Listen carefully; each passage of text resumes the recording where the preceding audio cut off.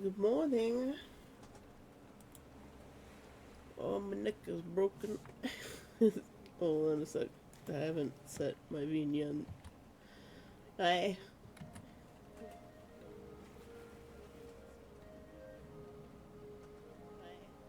Oh, I can hear myself. Where is the magic tab? There we go.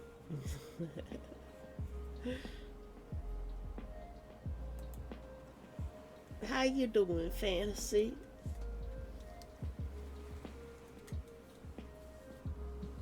It's gonna be a very slow stream.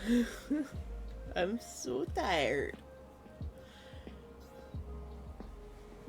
I was up quite late because we had our federal election and I was watching it. The news coverage stopped at like 2 in the morning.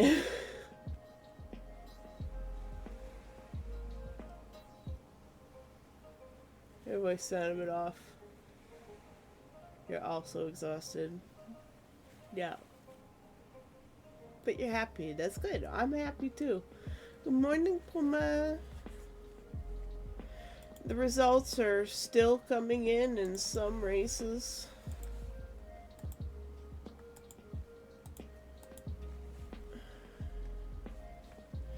So, not every riding has been decided yet.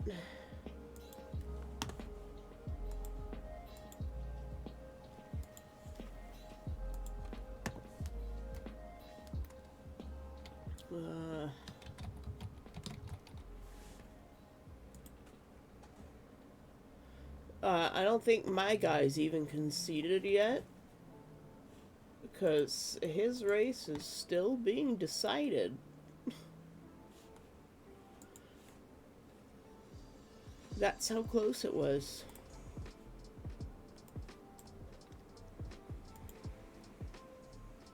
We're talking 420 votes, and there's still one poll that hasn't reported in. So, too many people turn their backs on Mike to try and help the Liberals, and they're making the race a really close call. My riding kept flipping last night between red, green, and blue. It's very nerve-wracking, and blue was ahead by 423 votes. Not all of the mail-in votes have been counted yet, and one poll is still waiting to call in. And that one locale could be the deciding factor on who is the actual winner of my city center. Everything else around us, of course, rural Ontario is a sea of blue because that's where all the rich people live, and they don't want to be taxed.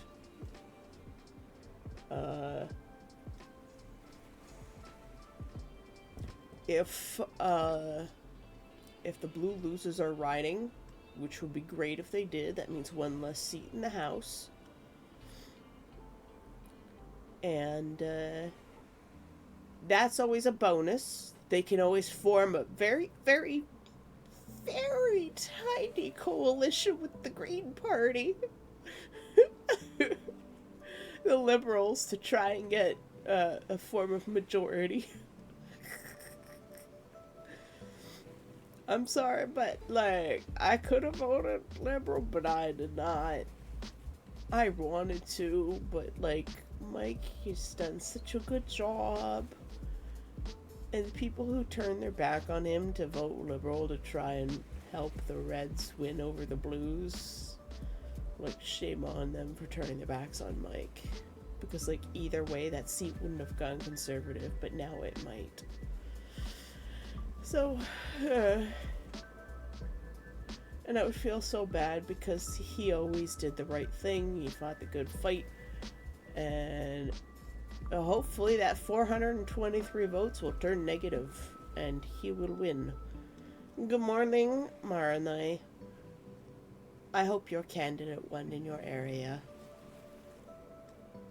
We do have a liberal government. Woohoo! Fuck the Conservative Party and their PP man. I think PP lost his riding, and of course, the Conservative Party is like, "Thou shalt not fail. Off to the gulag with you." And by gulag, I mean retirement. Jagmeet Singh stepped down yesterday from leader of the NDPs, which is very sad because I really like him, but until the Blue Party splinters into like 5 different parties, we need to stop splitting the vote on the Liberals. That's the thing with the Blues.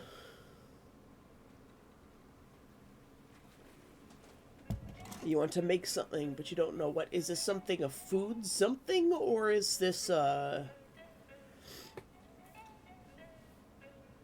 craft something? Sorry, my brain is still booting up because I ended up going to bed at 5 in the morning. Waiting, clawing at the universe, hoping that poll will come in and it will be good news. It must be recounts, and because it's so close in my writing. They say it could be upwards of a week before we get to actually know.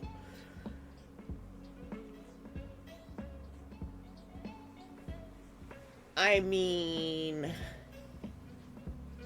oh my god, which cosplay or LARP? That is hard to decide. From my experience, if you're working on conquest stuff, you'll want to start early.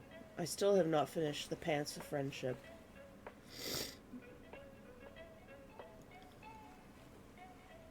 Sorry, I'm still waking up. my brain is processing real slow. I'm running like a Pentium 2 up here this morning. My brain is just like, oh my god. You know, let's turn on the light. Blast me retinas. Oh, good lord. Oh. Hold on, I have to sniffle.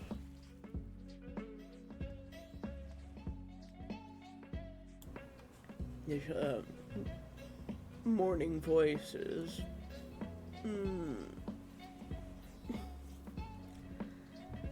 Gentle Twinkubus, yes. Yes, look. Oh, I almost got your little tail. I haven't even started stuff for Conquest. The next cosplay is February. Oh, what are you cosplaying?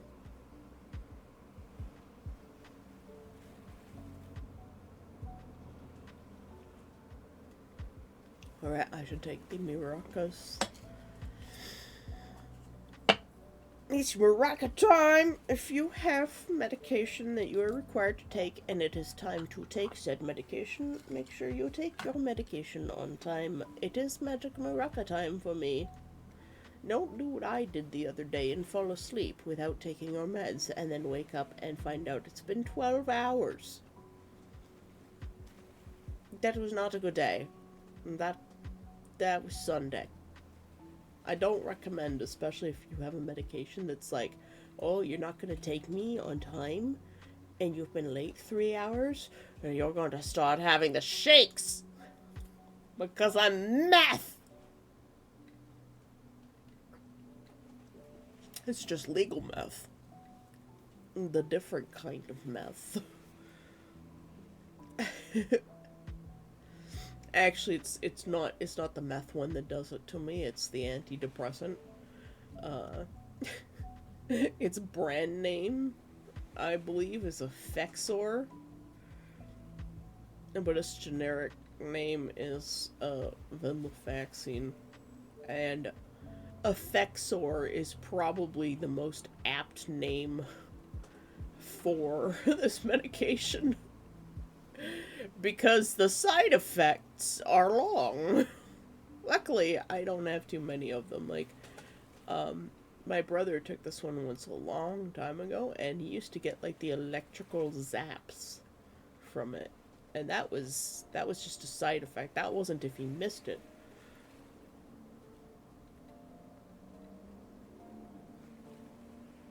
Teddy Lupin, Ramus Tonks' Ramus and Tonks' son. My forelock is gonna be dyed turquoise. Oh, okay.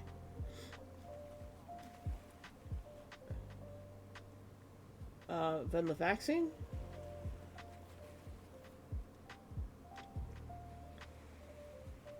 I'm on 100 milligrams of venlafaxine, and if I miss it and I don't notice it, like the next day, I am, oh my god, the crushing shakes and sickness. Even taking it 12 hours late, like yesterday, I was not feeling great.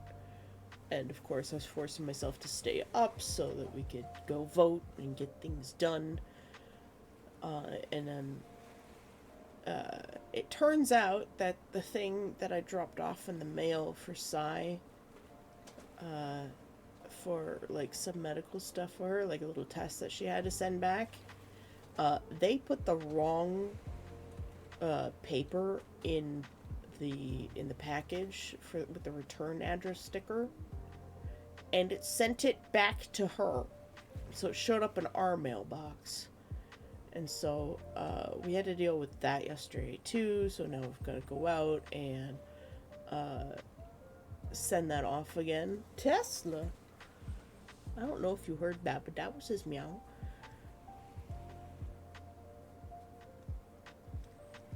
Yeah, venlafaxine is pretty bad. Apparently, they have one. They have a new one that's similar. God, I can't remember the name of it. But it doesn't have nearly as many side effects, and it has a better release. I think you take it twice a day instead of once. But it doesn't have as many side effects. Azrai, here on Twitch, I think it's the one Azrai, mentioned it. He's taking that, I think. Oh, God, what was the name of it? I'm thinking of asking my doctor if I can switch, because like if I miss one venlafaxine, it's like, oh God. And like if I go traveling and for some reason my medication goes missing, like I am I don't even want to think about what would happen if I was without my medication for a few days. It would just be like the worst.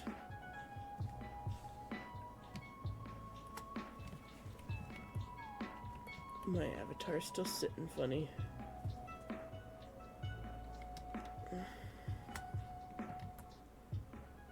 That's better. Yeah, like Cheese used to get the zaps when he took it. And I think because of that, like he doesn't trust medication anymore. I didn't for a while either. That's why it took me so long to get on the road to recovery, because like I didn't trust professionals, because I had like a bad psychiatrist when I was in high school, and you know, he took the approach of, you're letting your problems get to you, you're letting the feelings get to you, so it's your fault. And it's like, that was not helping, and it was the opposite of help. I have learned to let things go. I'm not sure how.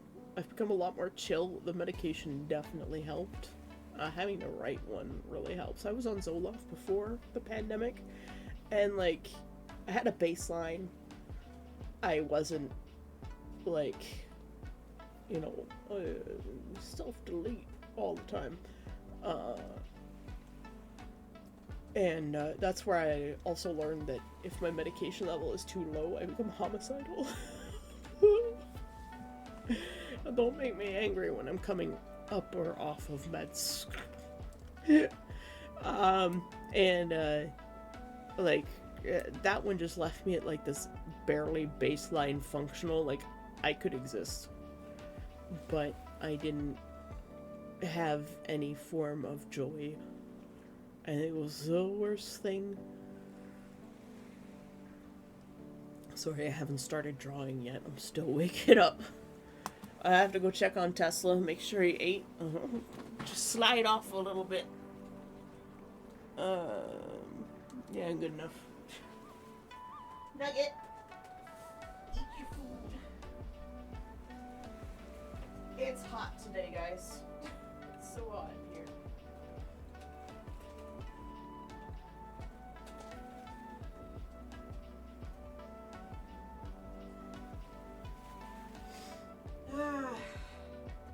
It's nice to stand up just a little bit.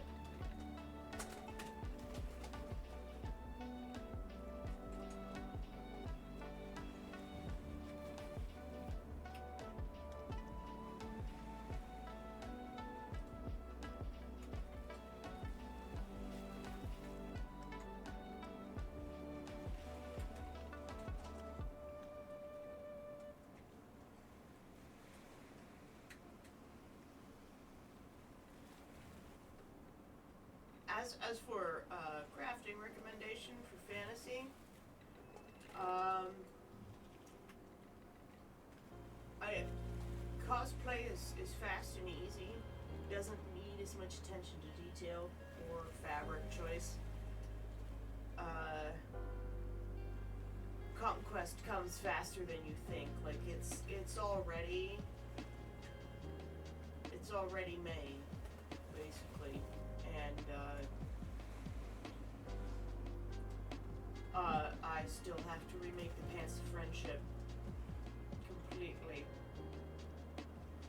and I have to make a new Humfu that fits, but I gained weight, and I still have to get a cork for my water bottle that's not toxic. Tessa's done eating. I'll be stepping away more. Chitlins.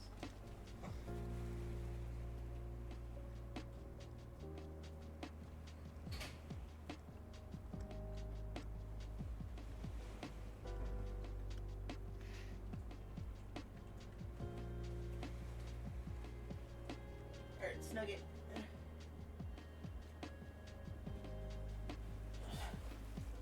My arm is starting to do a lot better though.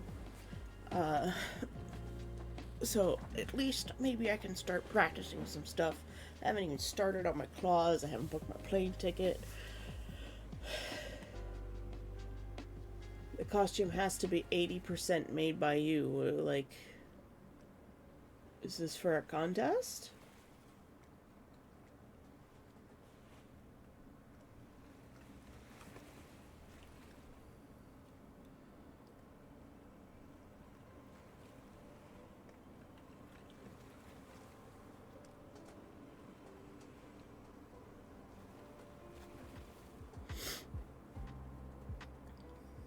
Because if it's for a contest, then I guess work on the closest thing first. Order of priorities. I know that Conquest will be here before you know it. Because I'm in that position.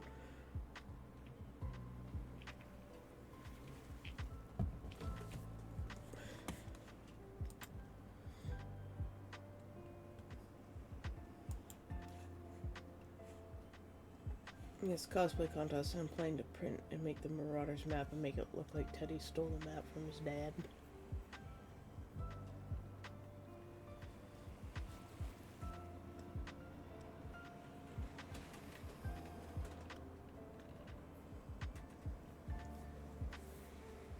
I don't know much about the lore following Harry Potter stuff. I kind of dropped off of Harry Potter for obvious reasons, being non-binary. It's unfortunate because, you know, I love the imagination of it. So I don't really follow much Harry Potter stuff anymore. But it sounds cute. The Marauders map is pretty awesome. I won't deny, Rowling's imagination did bring a lot of joy to a lot of people. And brought reading back to the youth. There are positives. I just wish that her opinions were a little bit more accepting and as positive as her world. Yep. You can separate the art from author, but a lot of people get real mad when you try and do that too, and it's just so depressing. And I'm just like, I don't have the energy to deal with that.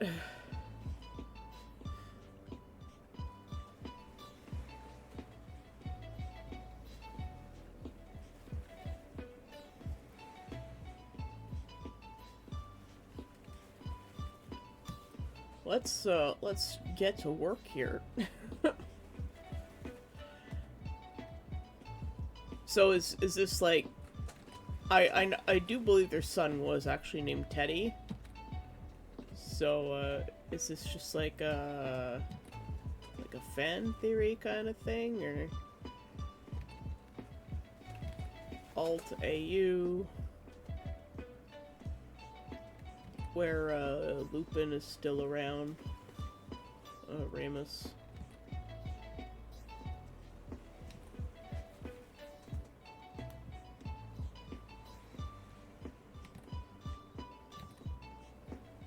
And Marina, you were right about not fussing with the body too much. Today, to me, it looks a lot better. I feel a lot more confident about the body.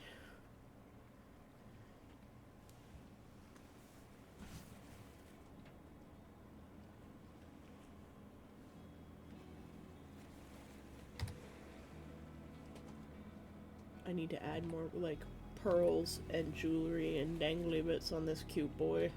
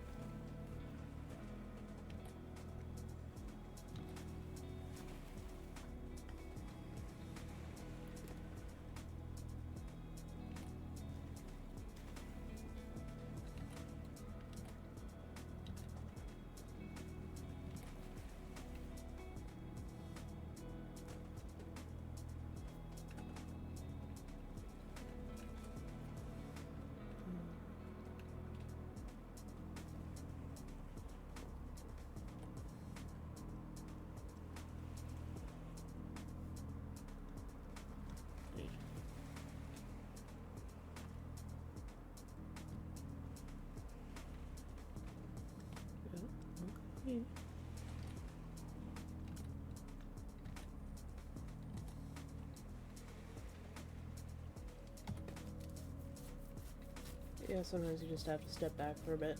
Yeah. I'm considering cosplaying Rubius instead.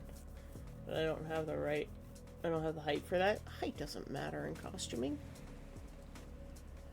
It's just like size doesn't matter in LARP and cosplay. Nor does skin color. Or ethnicity. That's the magic of cosplay. You're just expressing your love.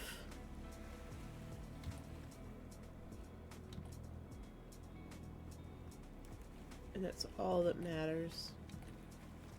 If you love Rubius Hagrid and you want to cosplay Rubius Hagrid, do it. Ghibli's actor is like 6'5". He's definitely not dwarf size.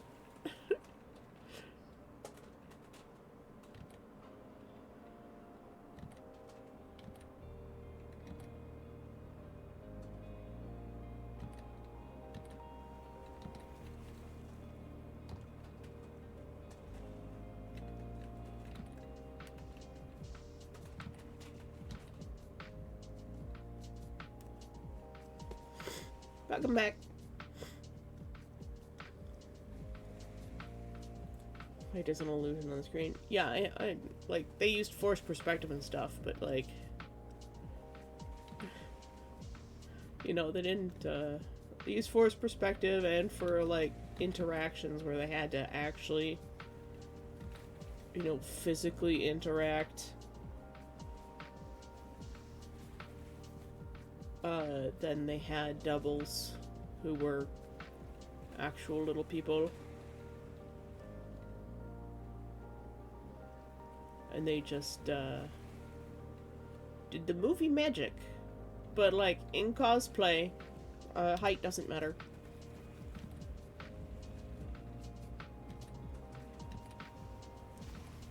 We did some Lord of the Rings costumes at, the Rovent Medieval Camp. My gateway drug into LARP. Especially medieval fantasy LARP. And,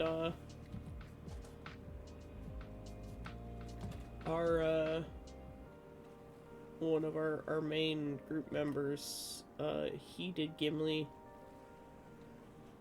And, he was definitely not dwarf size.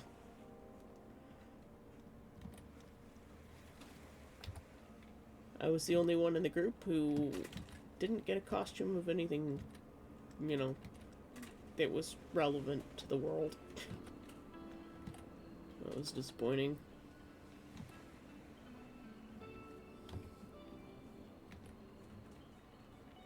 Everyone was like, oh, what are you? And I'm like, I'm random elf. Because that's all I was left with.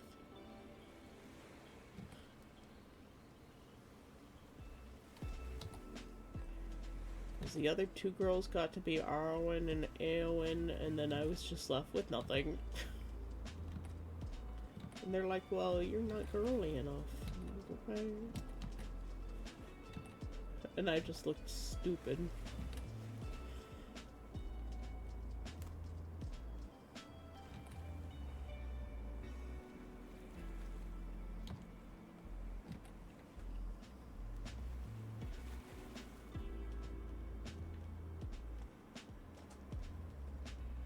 But that's the story of my life. That's the way it goes. Just kind of got left behind for things. Or left out. Which is why Conquest was so healing, because, like, people didn't exclude me. Or, like, you know, make arrangements to, like, shunt me off to the side in some way.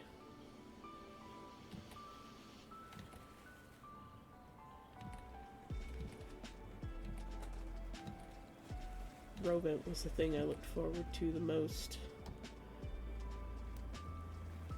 I'm a little bit glad I didn't have to go to Rovent with those people anymore once they aged out ahead of me. I feel a bit bad for that, but they were very nice to me.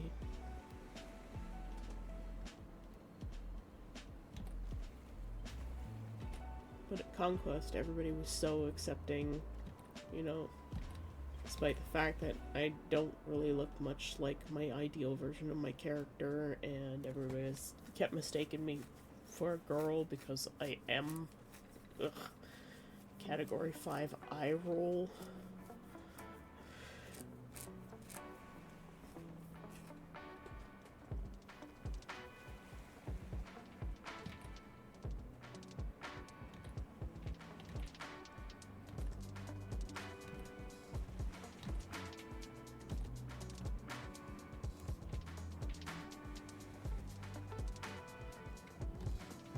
There's sirens outside.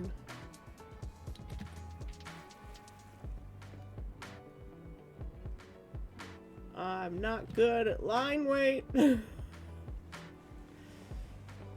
lament this fact.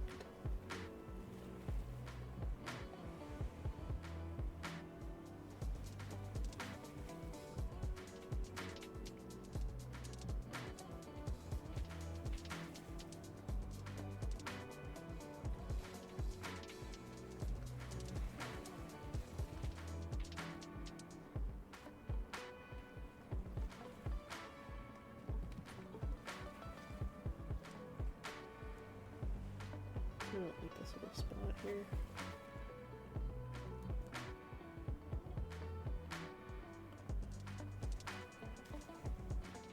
Watch, I'll just turn this into an actual painting later. I'll just be like, fuck it, paint.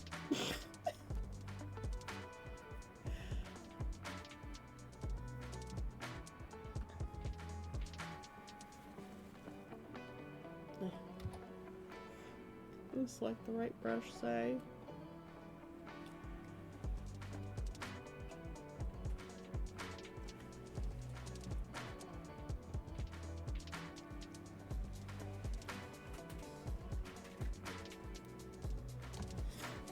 Sorry, I've entered like small detail cleanup phase and a bit low energy this morning.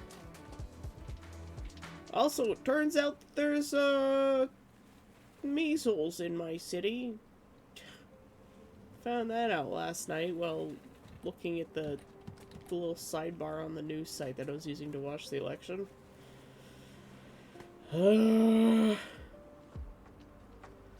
People, please vaccinate.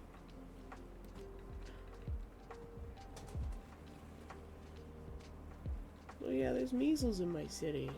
Gotta love it. Wonderful. It's perfect. Gotta keep cyan doors away from everything. Don't want her to get more sick.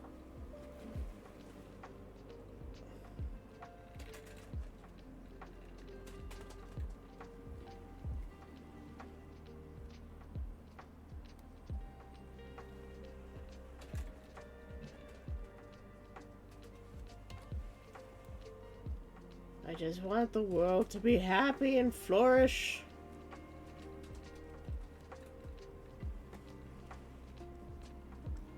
Here's the question. This ear. This ear here.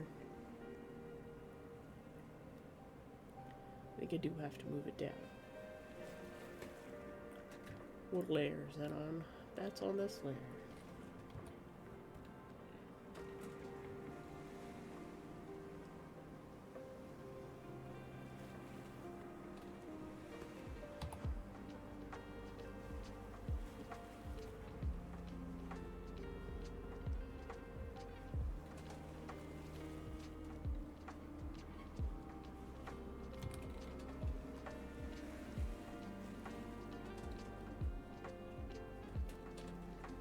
That's good.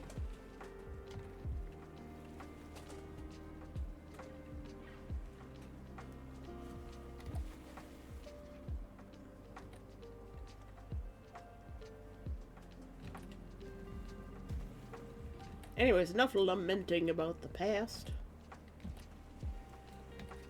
Got into a little bit of a funk there, I'm sorry. There are some things that still haunt me. Every now and again. It's bound to happen. No one's perfect. I'm not as quite as exuberant as I was yesterday. It's probably because I'm tired.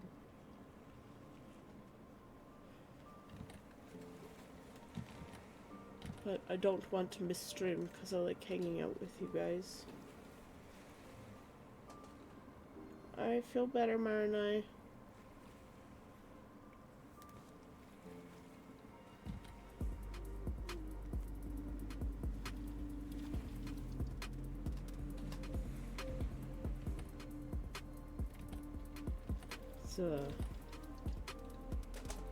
It's kind of a down day for everybody, I guess.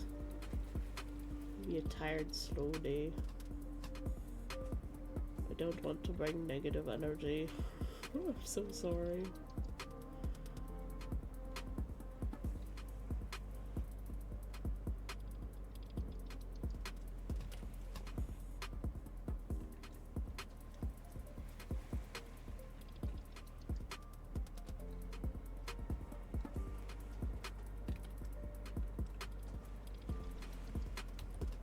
I hope I didn't make you feel uncomfortable or anything.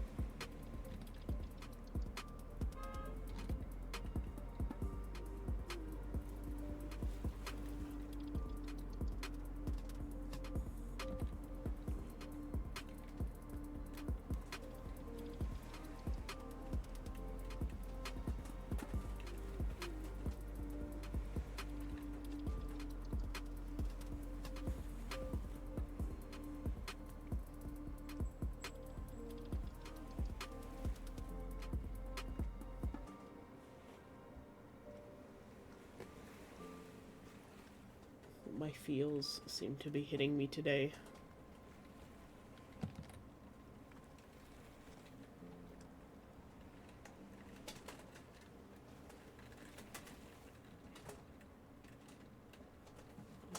Let's try and change that mood, shall we?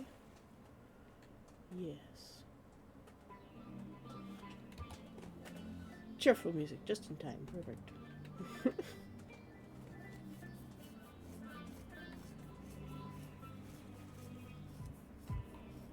Merlis having an enemy instead of a lotus? Maybe.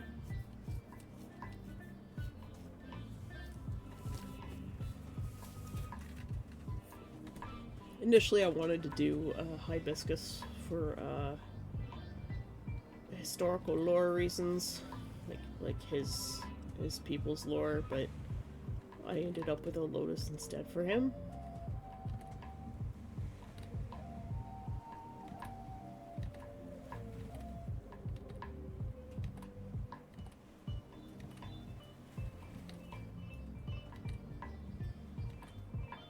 He does his own makeup,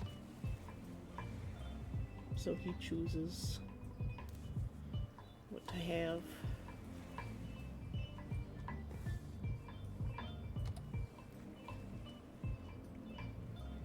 But an enemy would be cute too. I'd have to look one up. I don't think I've ever drawn an enemy before.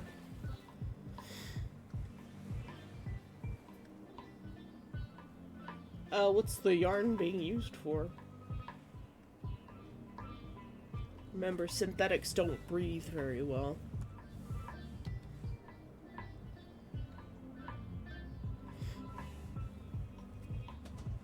I don't recommend synthetics for LARP especially, unless you're at like a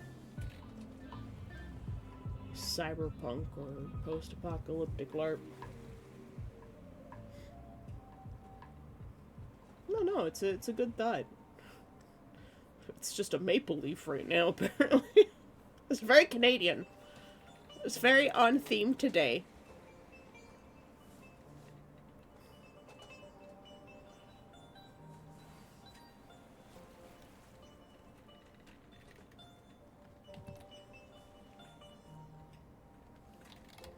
Helps we don't try and paint with the eraser.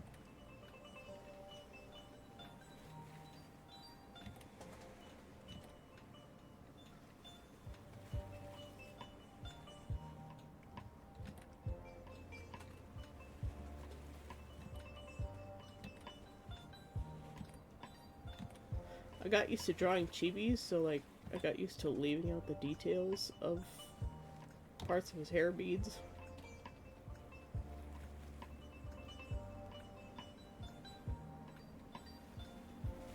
I'm gonna have to get used to drawing those in again, like all of the detail around the wire wrap bit.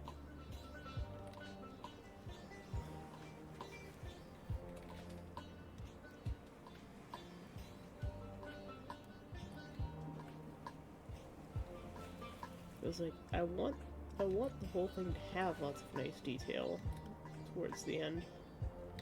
This isn't like simple anime drawing. It was gonna be nice, you know? I want it to be a nice print. And all of these little like bits are filigree.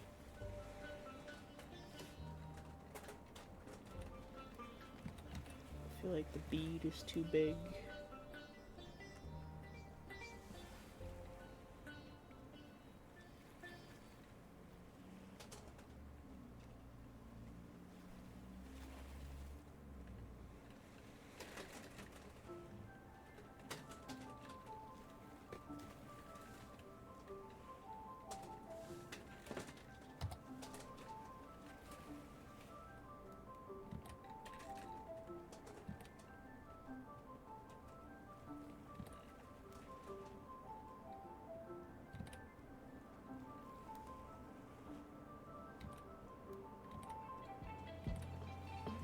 I know, like, really super thin, fine line art is like, in right now. And I've tried to do that style, but ugh, I struggle with it. I struggle with getting good line weight, and I struggle with like mastering the super fine line art too. I still like the like thick lined anime stuff from the 90s, like Slayers. I don't know, it just seemed more fun. But also, this is supposed to be a nice print. You know, I'm supposed to be elegant merman. Finding that balance between the fun of anime and the beauty of fine art is definitely a fine line.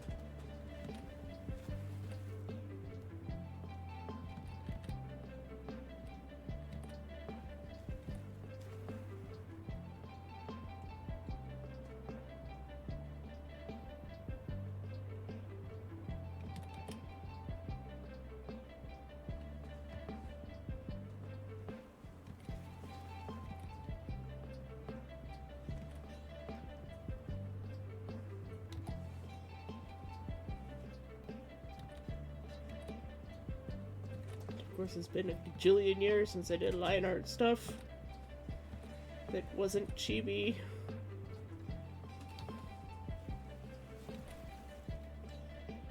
Struggle is real.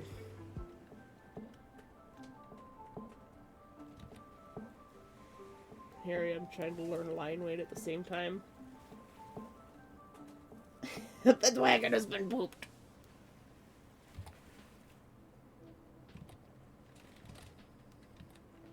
Azrai has this cool thing on his overlay.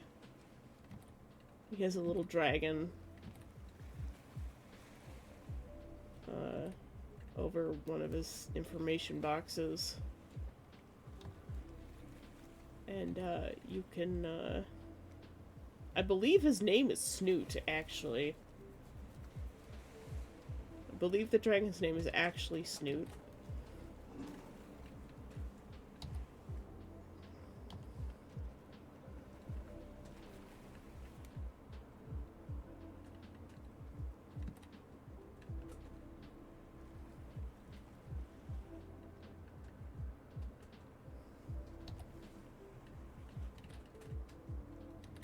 And you can make Snoot, like, blow bubbles and fire. I think I'm just gonna have to repaint the... yeah. Just reline this whole thing.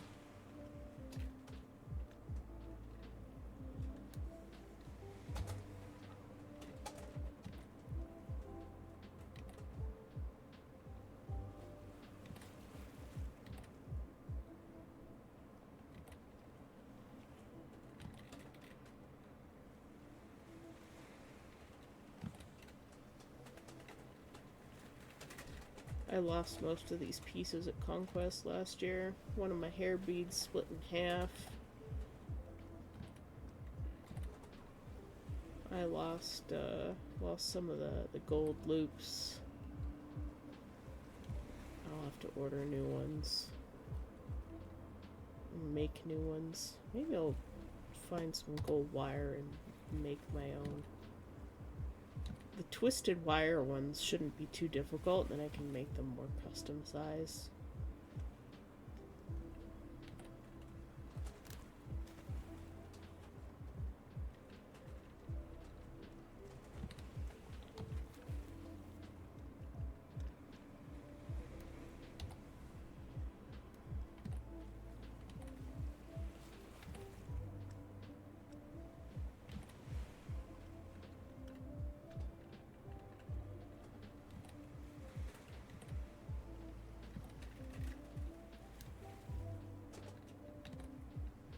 Like, I know how to wrap twine and rope by hand.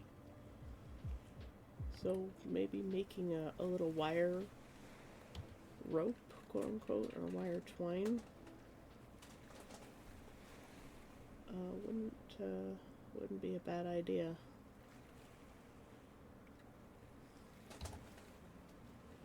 I think that could look quite nice, actually. And then I'll be able to make it out of something that's not the wrong color. Not have to spray paint it. I can choose the right material. And it won't be like that bright, super fake gold that I have to spray paint over with a darker gold, which is still the wrong gold. Because it's more like a brass tone that I'm going for. Meow.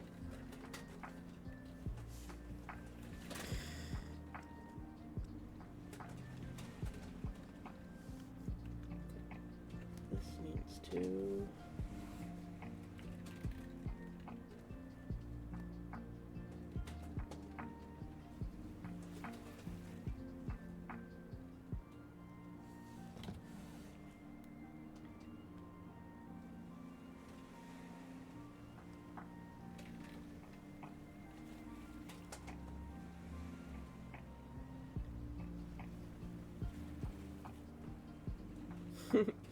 The dragon loafs with the cat.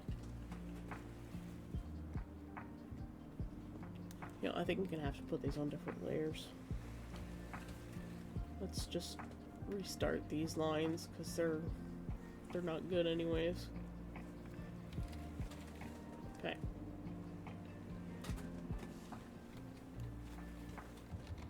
Line.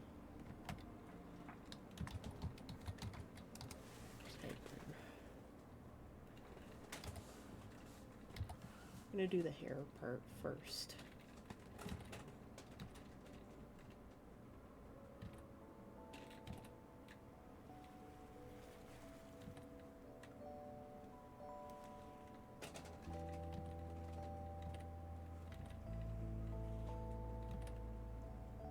We'll clean it all up and then we'll clean up all the color blocking.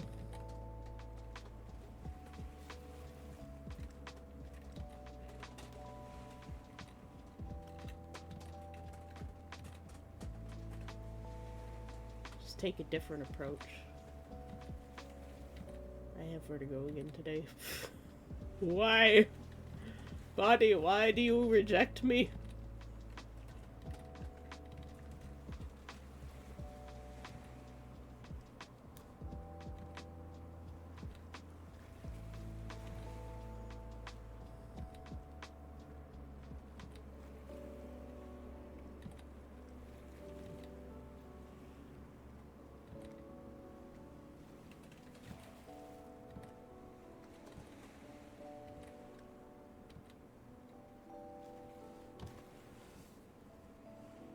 Giant eraser.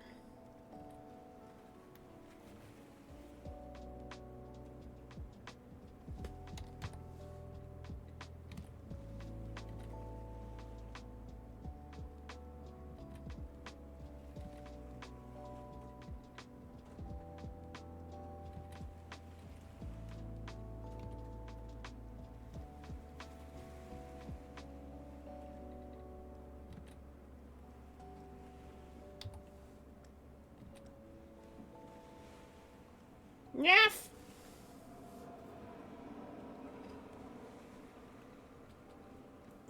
I have a whole island for your NPC if you like to.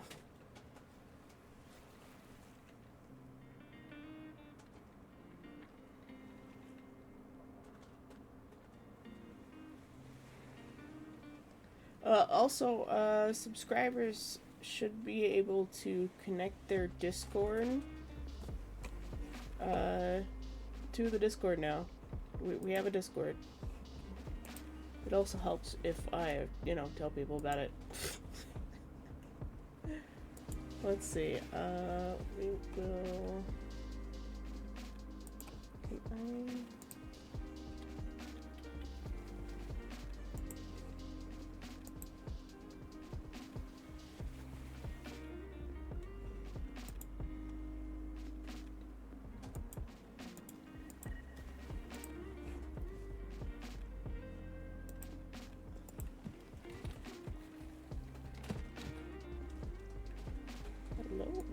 No, that's not how that works.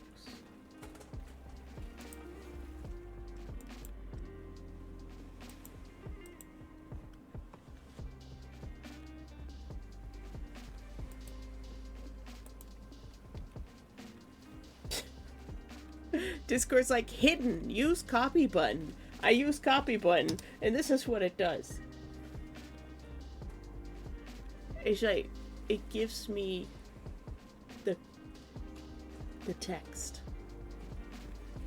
Discord. That's not how that works.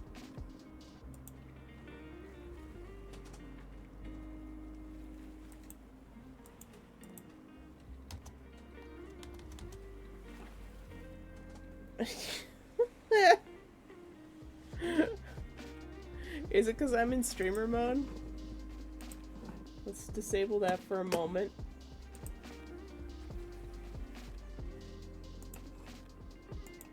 Yeah. It's because I had streamer mode enabled.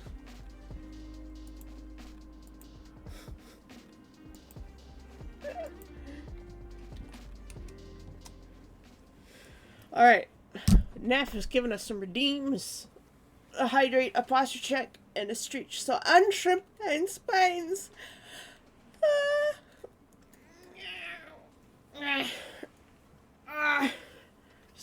Stretch. Whoa. A little bit dizzy.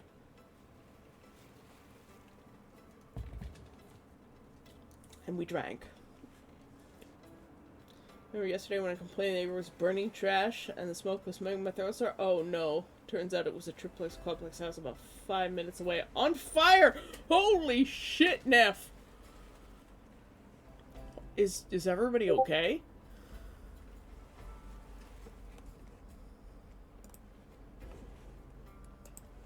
Yeah, my streamer mode isn't on. Oh, jeebus!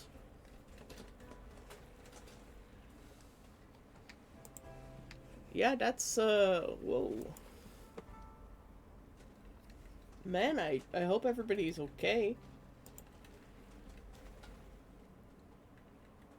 Man, somebody had a bad day. On the plus side, it's that's the one for the year. I don't think that's how it works. It would be nice if it did, but, oh god, those lines look so thin on the thumbnail. But yes, that's the Discord invite link. That one will last for 7 days. How do I re-enable streamer mode?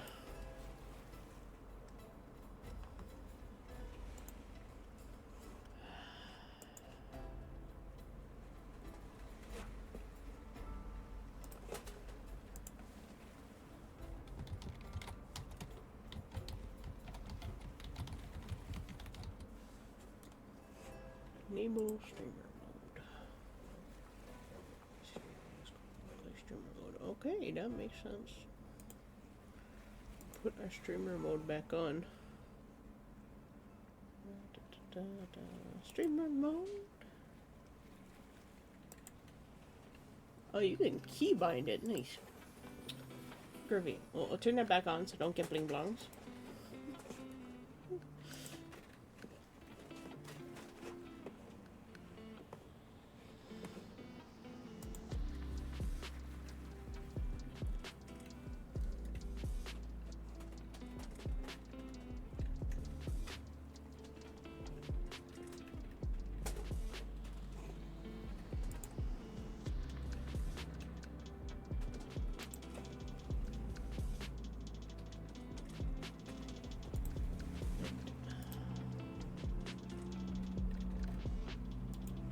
It's usually around Christmas time, though.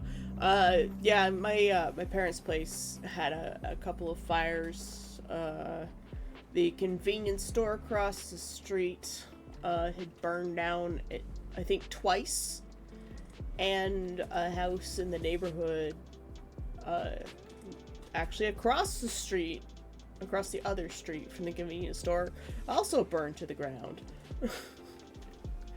One of the fires at the convenience store, though, it wasn't the convenience store itself, but it was the video rental store there. Turns out the guy firebombed his own place for insurance purposes. And somebody caught the blaze on camera during a motorcycle ride, though, and uploaded it to YouTube.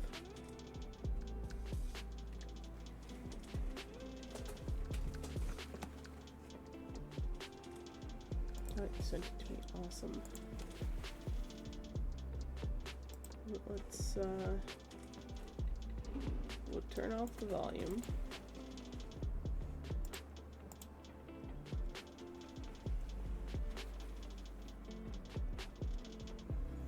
I think I know where this is. Looking at these buildings.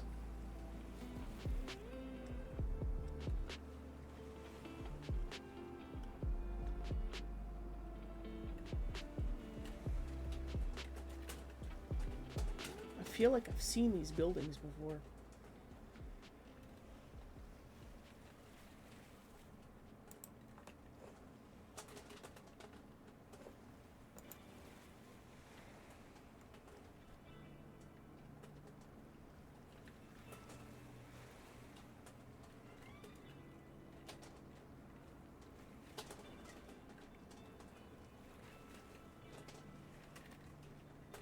Those people that are just crossing the street, do they not see the fire?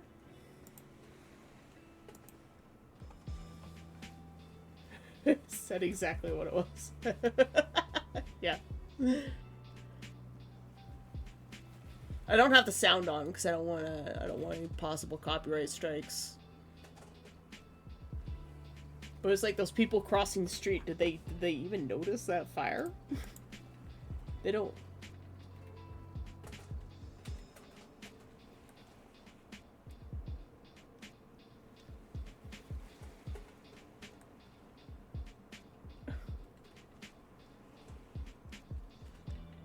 It looks like it's probably one of those, like, really sketchy old buildings that's been retrofitted so many times.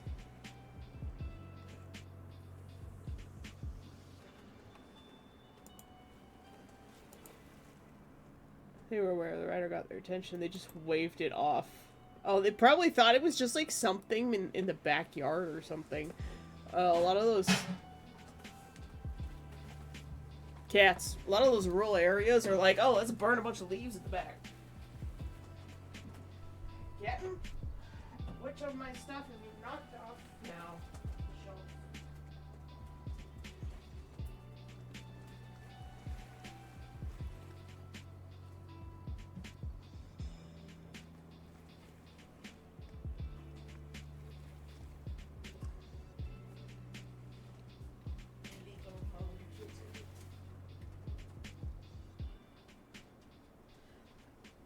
Contacts.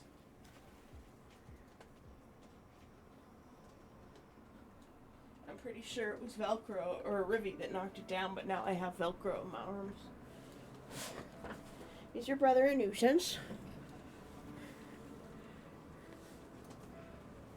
It's definitely the front doors are glass storefront doors with their apartments. Yeah. The dude across the street was burning leaves and trash in his yard because I saw smoke.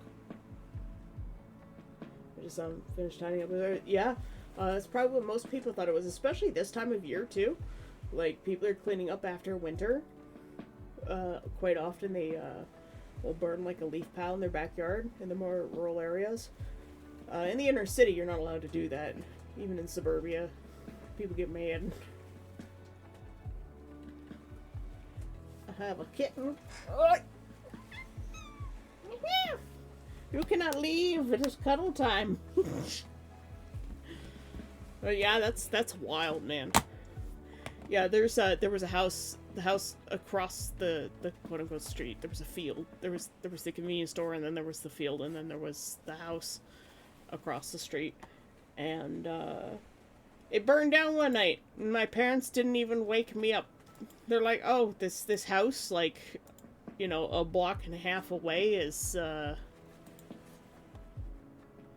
burning down. We're not even gonna tell our daughter. shouldn't wake up to all the sirens and the activity. She must be tired. We're just gonna let her sleep. And I was so mad. I was like, you didn't get me up for the exciting thing. How dare? I want to be a medieval rubbernecker too. Luckily everybody was fine, so.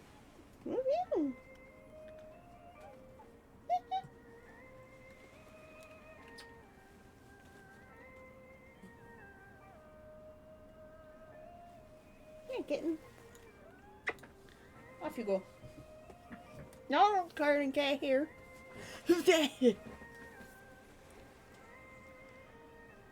Sorry, rubbing my eye. Wish I had a bit of hand tracking. Well, I hope all the people that were in that apartment are okay. It sucks to lose everything. I hope you didn't inhale too many bad things. House fires can be quite nasty. In terms of, toxic stuff.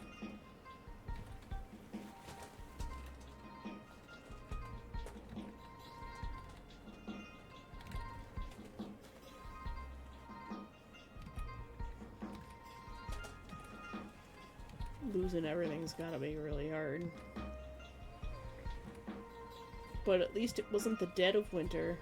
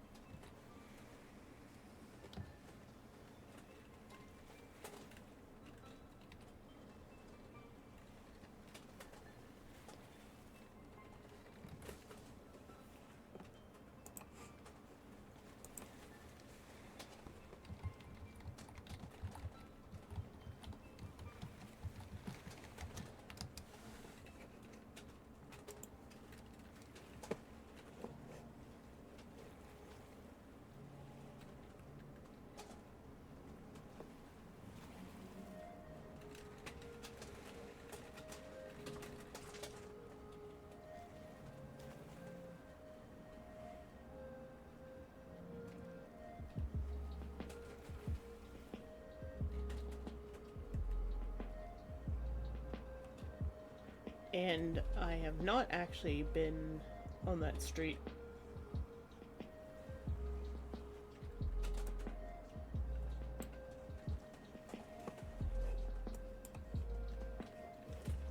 I don't think I've been in that area in many a decade, actually. And by many a decade, I mean at least 2.5.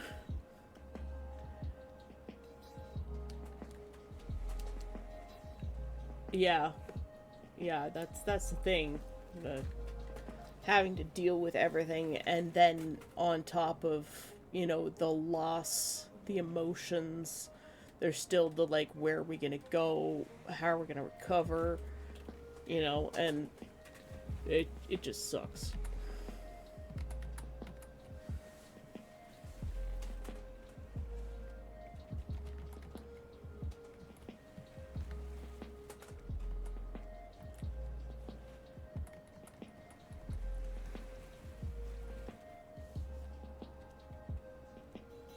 Too many things open.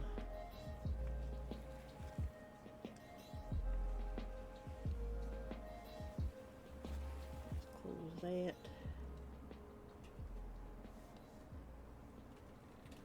There. Zero, good morning. I'm a little bit tired. We had the election last night in Canada, and I stayed up way too late.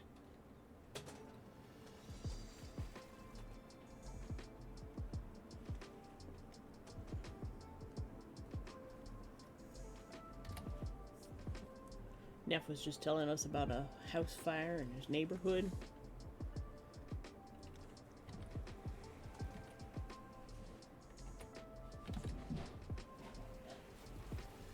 I heard something else get knocked down. I'll be right back. Kettles, what are you doing?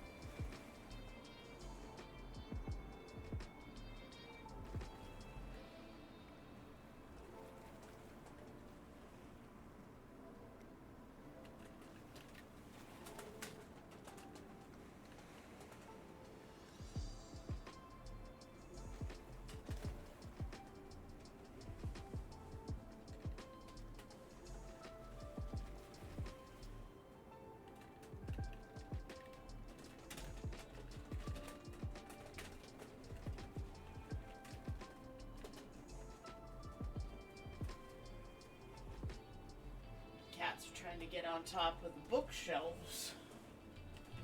They're not supposed to be up there.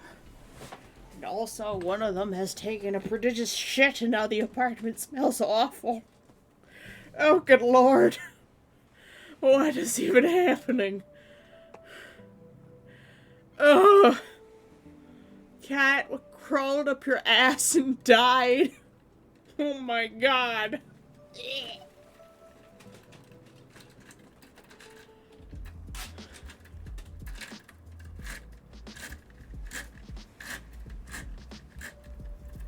I haven't looked at it, but I mentioned it. Yes, the Liberals did win.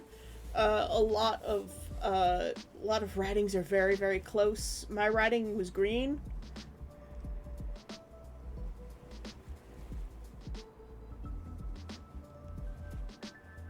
My riding was green, and there's still one poll yet to report in, and they probably still have some mail-in ballots to vote. They called it conservative. Because a lot of our people, they're like, oh, we better vote red.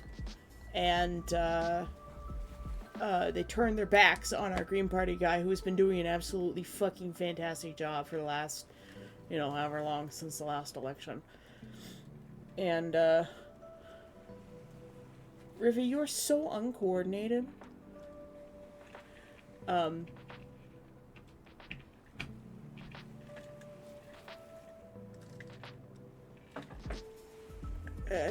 Yeah. So the Liberal guy here lost, dramatically, but he got a lot more seats than or a lot more votes than he would have. So honestly, I think he should have just left our riding and not run.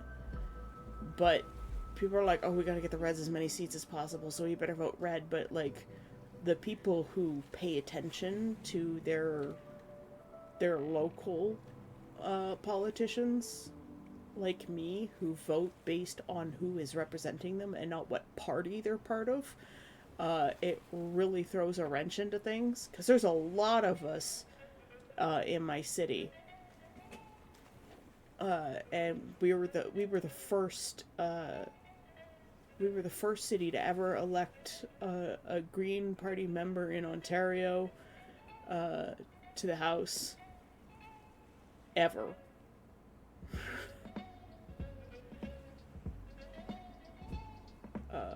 So he might lose a seat, and by 400 votes. And it makes me so angry on his behalf, because it's like the betrayal.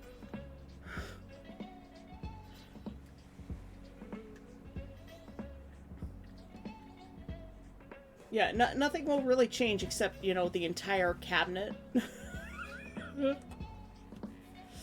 The entire cabinet will change, and that will mean a lot of change, and,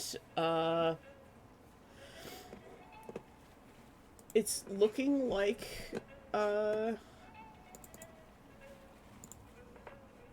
Liberal minority. The results map that I'm looking at right now says 168 for Liberal Party, and 144 for the Conservatives.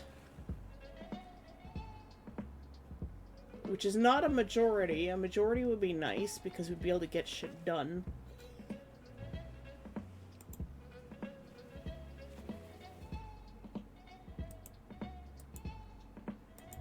And, like, the NDP lost so many people.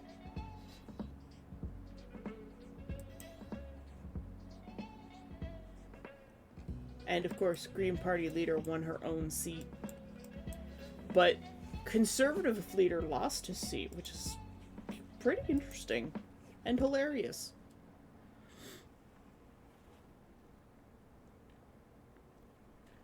The thing is, Zio, it's like, before Trump was elected, the Conservative Party was leading by, like, 38 points. And the Liberal Party was looking like it was gonna lose official party status. That's how bad things were here, and that's how poor the view of the Liberal Party was before Trump was elected. And then he started opening his mouth and going on about taking over our country, and the Canadians got pissed off and like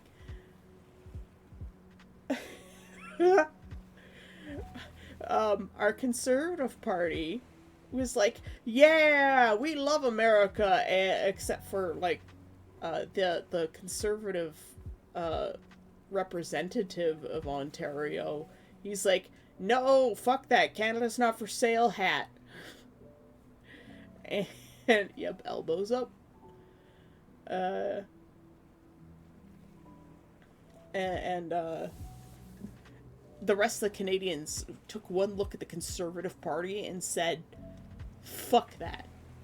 And while we would normally have a much bigger split between the Liberal and NDP party, everybody pooled their votes together to take out as many Conservative seats as possible.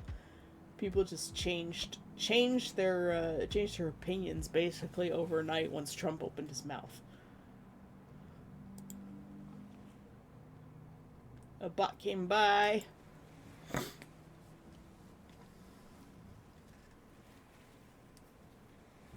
Can we pool our votes to go green? Yeah, I wish we had our Green Party representative in Ontario, and he was doing such a fantastic job.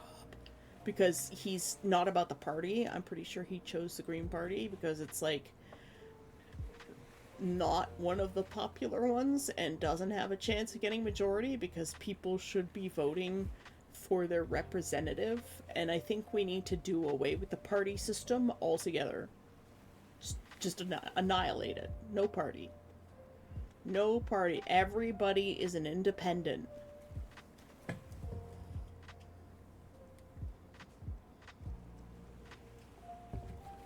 If everybody's an independent, then you're not voting based on party or group. And therefore, you are focused solely on the needs of your constituents. Yes, we also need to switch to proportional representation. And also, like, for the instance where we have such close races in areas where we were flipping between red, green, and blue last night, there's still a whole third of the population of our city that is now not represented.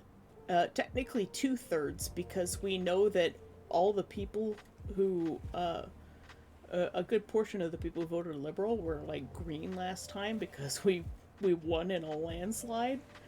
Like it was just a wrecking ball for the other two parties.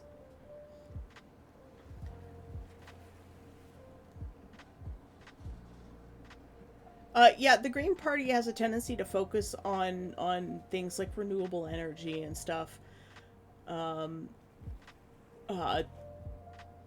Historically, they haven't been able to lead their way out of wet paper bags, so there's a bit of a problem there, and like some of their policies are just kind of like wishy-washy, and they don't have like a great stance on things.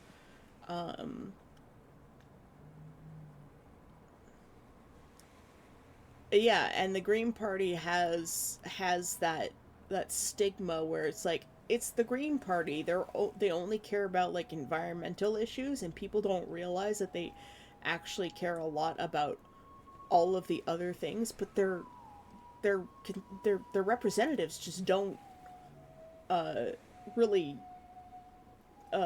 talk about those things at length and really push them. And I think if they really pushed them more and showed that they cared about things more than just green energy, I think they could do a lot better as a party. Yes, they have big dreams. They have no idea how to make them happen. Yeah, their primary focus is environmentalism.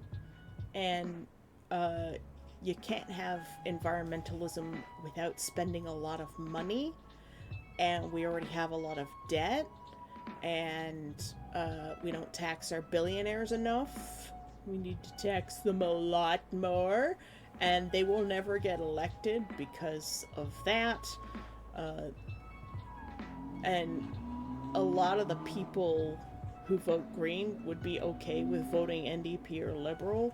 And the problem is the left has this huge split where they're sharing voters and they're not considering how that affects everybody. So, like, we have 2/3 of our population that is no longer represented in our city if the conservative gets elected in our area because they split the vote. So 2/3 of the people who voted will not be represented. And the 1/3 of the people who all voted for the Blues because they don't have a party split are the ones who are going to get representation. And it's not it's not fair. So if you only represent 1/3 of your constituents, I don't think that's right. And a re-election needs to be called in that zone. People need to come back out to their polls. The guy who lost the worst needs to be kicked off the ballot. It's like, well, you clearly lost. Now the people have to come and choose between these two that are left to get the highest representation possible. And you'll probably see that that seat would go straight back to the Green Party because all of those people who voted Liberal, or a good portion of them, were just voting Liberal because they... Yes, we need a bracket battle voting system in elections. We need like a week for elections. Things that are that close, absolutely, like, it was like 33% of the vote for each person. Let me go back to my little area. 34.32, 33.6, and 29.19 was the split in my area. And that means no matter which candidate is selected to win, 2/3 of the population are not represented because their guy didn't win. Hate campaigns. I think lying on the campaign trail, if you consistently spout provable lies, then you shouldn't be allowed to run for office. That's the way I feel about it. I know not everybody wants to really talk politics, but like, it's so important. Like, people are like, oh, it's got nothing to do with me, and I'm so sick of the politics, and none of them are trustworthy. And I'm like, well, if you think none of them are trustworthy, then maybe you should run for representation. Like, it's not that it has anything to do with you. You're part of the problem. People are like, oh, I can't handle the politics, and I'm sick of listening to it, and everybody's always fighting. I'm like, this is why we're in the position that we're in. This is why all of our politicians are untrustworthy liars. My Green Party guy, the reason I vote for him is because he's not an untrustworthy liar. He works his ass off. He talks to people on Reddit. He has phone calls and meetups with all of his constituents. You can make an appointment to have a phone call with him. Like, he replies to you on Reddit. What representative does that? It gets assassinated so fast. We're gonna apologize. Yeah, me too.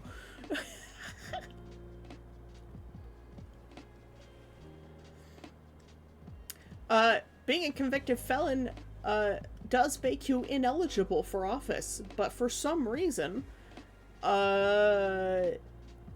America has decided to ignore their own rules because there's a severe lack of education among the people. And like, you look at the maps in Canada, and it's the same thing. The major city centers tend to be uh, tend to be very liberal and uh, um, all over the board in terms of how left they are, and have a lot of environmentalism. Um, our Green Party guy wasn't elected because he was Green Party. Our Green Party guy was elected because he's good at what he does and he cares about his community, and the community turned their backs on him, and I am so disappointed by that. I can't even express how disappointed in them I am.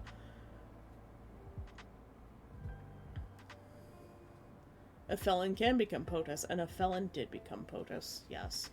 And, yeah. Shouldn't felons can be denied entry to Canada at the border.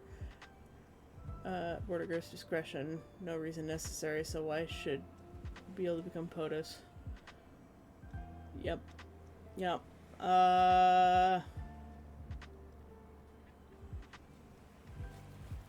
I don't think Donald Trump should be allowed to set foot in our country. I think if he tries to come here, we should turn him away. That's how I feel about it.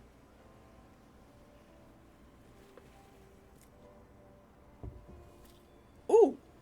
We're getting a little windstorm. Well, hope everything stays intact. At least it's not a derecho. Those are... It's just like a squall line of tornadoes, basically. Shoot him into space, not bring him back. Why do you think Elon's like so desperate to get to Mars? Like, he's just trying to get home. He's the illegal alien. Just send him home.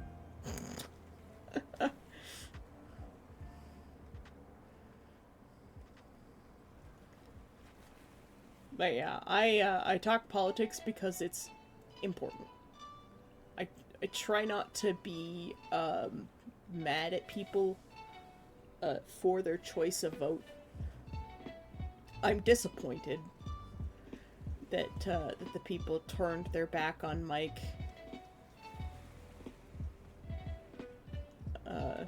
And that's really all it is. It's disappointment. They made their decision. But we need to figure out a way to fix our system so that close races like this can choose the right candidate. So a bracket battle system for elections is something that like I've always kind of talked about for close races. Because it's like, well, if 2/3 of your city are no longer represented, how does that make you the representative of the majority if you won by only 1/3 of the vote? It doesn't. It doesn't make you representative of the majority. I used to not get mad and respect views. They make it insanely hard in the USA, so they do make it insanely hard. I have Bible Belt family members in America, and I am like 98% certain they voted for Donald Trump. Hands down. Red across the board. As ruby red you can get. Christian conservative family members. I do not talk to these people. I don't even know their names. I knew my great uncle. I was happy to know my great uncle. He was a good man. He would never have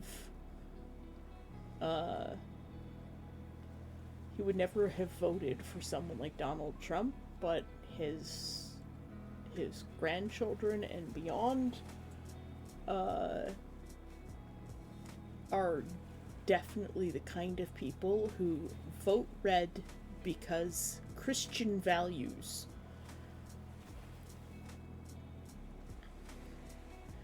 I am aggressive specifically when it comes to protecting women's rights and my LGBTQIA plus homies.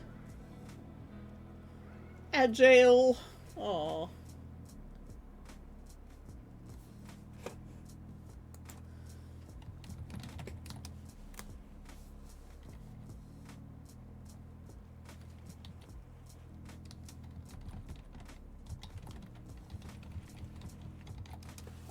I'll just type for Zio until he's out of ad jail.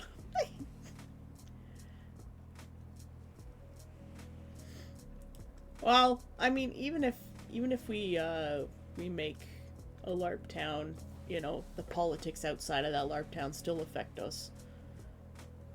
But that's why I'm an advocate for political education, and stripping down the party system to where you are required, everyone is an independent, so that your focus is on your constituents and not your overall message. Because if you can run on an independent platform, win your position, and then bring your ideas to the House of Commons and work with the people there, I think that our government representatives should be skilled and eloquent enough to make their arguments independent of a party to get things done.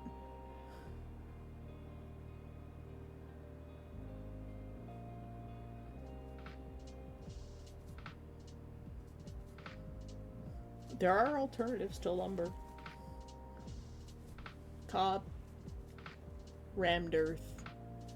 You still need some wood for it, but stone. You know what's great about building buildings out of stone? They don't burn down. Welcome out of ad jail. I did say some important things, but I can't remember what they were. Sorry. If you're using Firefox as your browser, there's a little option to pop out the mini window, and you can turn up the volume in the mini window, so you can, like, skip ad jail. Lumber includes firewood for cooking, heating. Yep. You can also encourage people to bring their own firewood.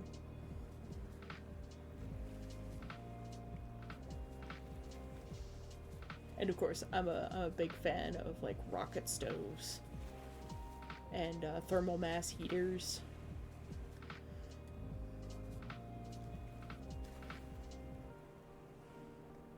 And you can hide modern amenities inside old looking buildings.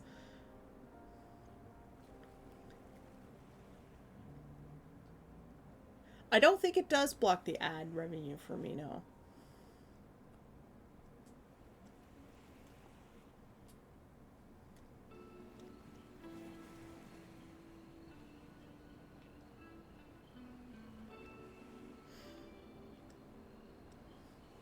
I would make charcoal out of the wood that's available on my land, because it burns more efficiently.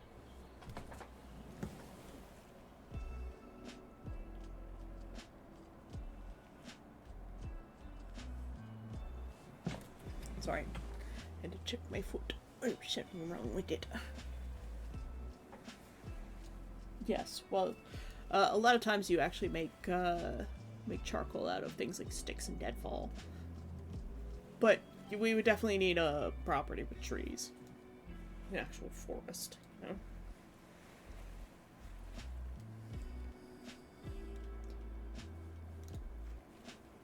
Of course, you can always import things. No place is truly independent. This is why we have international trade and stuff like that. Yeah, scratched my leg and now it's bleeding. Woo! Fun. I have this one wound on my leg, and it's like on the front of my shin. And when I scratch it, I can feel it in my elbow, and it's weird, and I don't like it.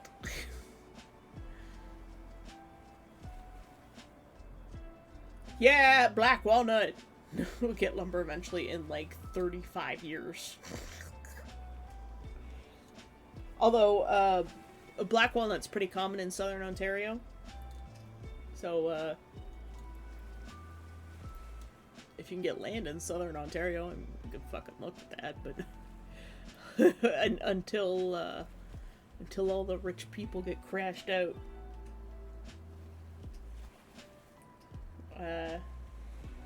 it's unlikely to happen.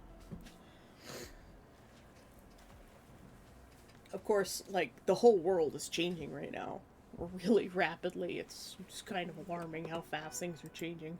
It's almost like everything's falling apart at once. Like you look at the controversy stuff that happened in the VTuber community this last week, and it's like a whole bunch of the really, really popular, huge VTubers are suddenly graduating.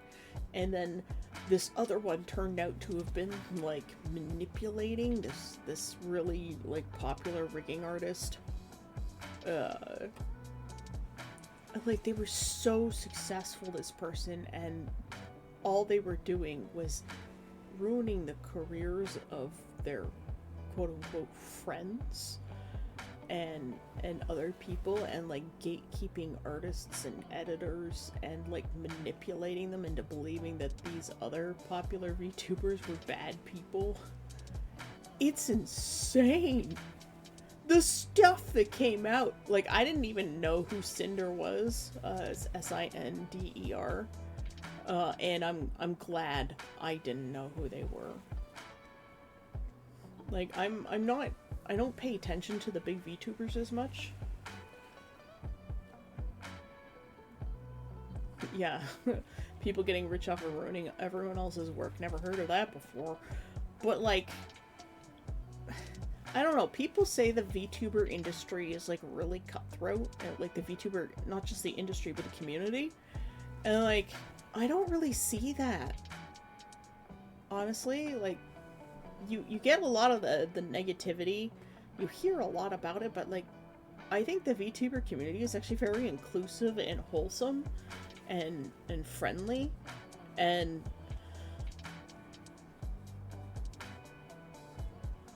yeah, well, like, I pay attention to what's going on in the news, and part of that is the communities that I'm part of. And I think, like, it's not drama mongering, you know. I know some people are like, oh, why do you pay so much attention to the drama? But, like, as Swoop says, it's not drama, it's dangerous.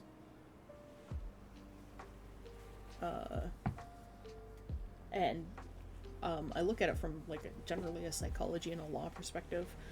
I'm really interested in criminology and criminal psychology. It's just one of those things that I'm really fascinated by, but also I'm very fascinated by positive psychology, as opposed to what's wrong with people, but what's right with people. And you look at the good people who flourish and uplift others, you know, what about them makes them that way, and they're still, you know, amazing, upright, individuals with great scruples.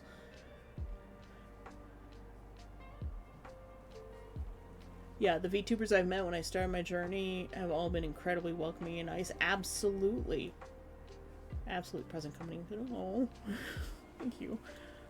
No, like I just want to see everybody around me thrive and succeed and be happy and, you know, make the world a better place. That's all I want out of life. I may be poor and I'm struggling, but, like, I would rather be in this position than be rich and be hated.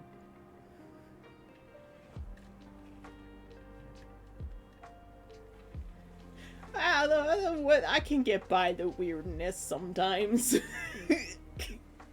Some of them are a bit weird. Like when Evan was talking the other day where that one person was like, no, I'm a vampire, I didn't go to school. Like that's, like, fucked up. That's a mental health issue as opposed to VTuber weirdness. Because, like, I have a hobby. I like Asian ball-jointed dolls. And in the BJD community, some people are really weird. They're like, this doll is like my son. And then they immediately proceed to put them in, like, very compromising positions with other dolls that are very, like, sexual. And it's like, you consider this doll your child, and then you just did this to them. Like, what the fuck? It's just a Vampire Masquerade player. I was, my very first LARP was Vampire Masquerade, and it was using the old White Wolf system. I have the hardcover books for the White Wolf Vampire Masquerade LARP. I bought them from a friend who was leaving the LARP, and I just still have them.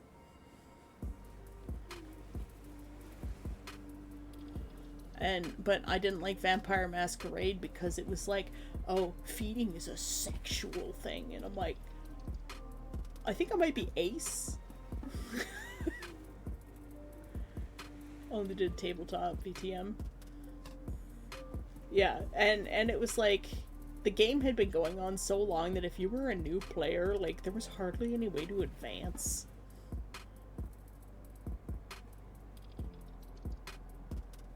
I played VTM a few times and had some legit hate me out of character because they thought I was my character. What the hell? Yeah, that bleed is not good, and that person is a broken stare in the LARP community. We call them a broken stare. What's MTA?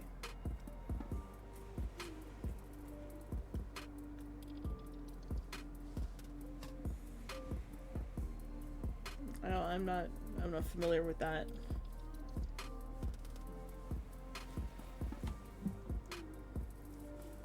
Wanted to enjoy Vampire, but it stressed me.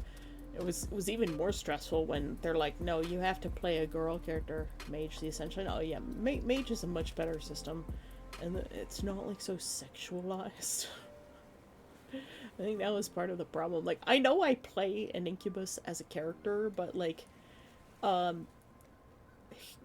my character at LARP is an incubus who hates being touched.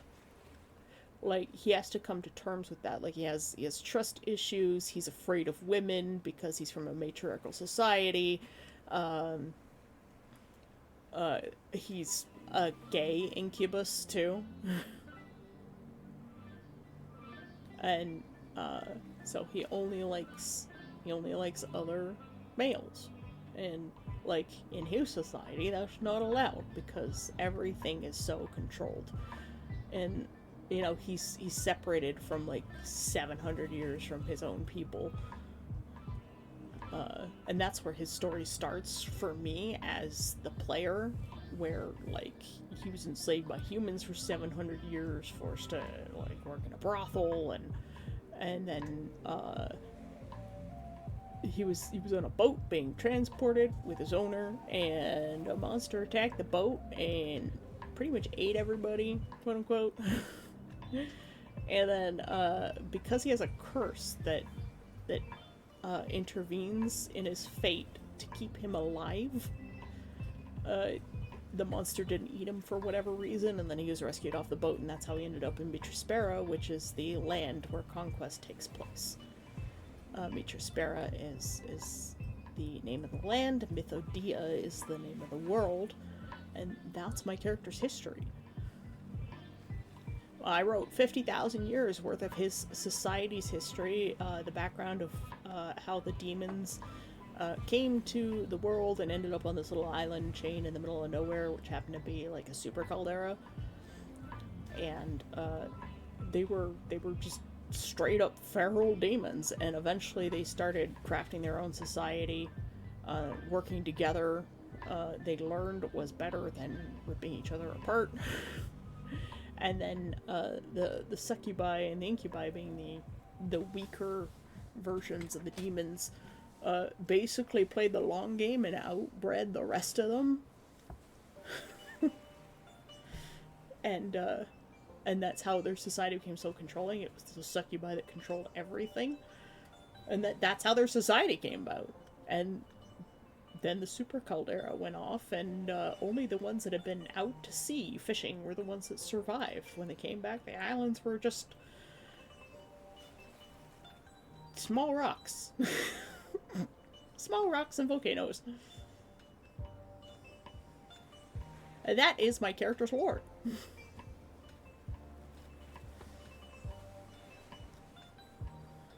So they're a society that's entirely descended from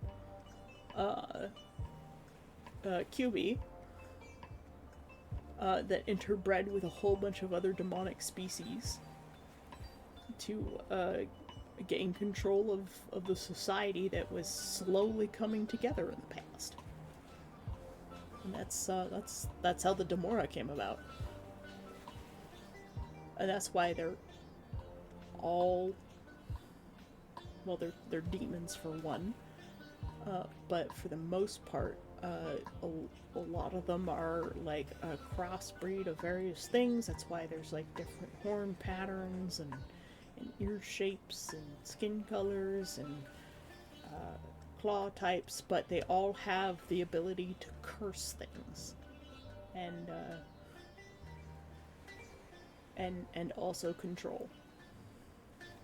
So, seduction, control through seduction in some ways.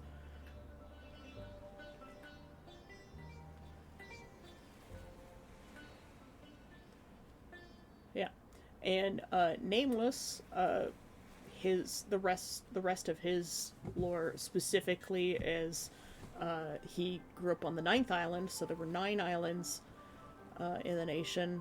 The 9th island is the one with they're ordered 1 to 9, and they can change the order, what rank they are, through becoming their leader becoming more powerful. So each island has a queen / princess, and female Demora tend to have the ability to command.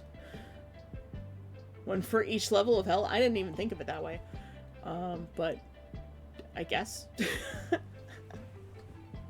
Like, I totally skipped over that. Yeah, so they're based on like the power of their princess who runs the island. The princess of the first island is known as the queen, and the first island is always like the seat of government. And there are groups of people. Well, there are groups of Demora that are controlled. So, like, Nameless was part of that group. So he's part of a control group, and they're identified by scallop shells. So they would often wear like that emblem on themselves somewhere, like on their sleeves or something. So like iconography is like very much controlled in Demora society. So depending on what shell you wear is what part of societal group you're part of. It's very like caste society kind of thing, but it's all matriarchal controlled. So when I mentioned earlier about his flower mark on his forehead being a hibiscus, in Demora society, the hibiscus represents like a sex worker. So flower district, entertainment district, or entertainer artisan. And if it's a pink hibiscus, it's a sex worker. So even color to some degree is controlled, but it's mostly represented by symbology through shells. So like the cone snail being like super poisonous and was often used for assassinations in history, represents members of the government. And then the Murex is for military. The Scallop is the controlled breed class. Ooh, Storm, nice. Two primary characters start interested in romantic relations. I secretly like disappointing people who try to romance them. Yeah.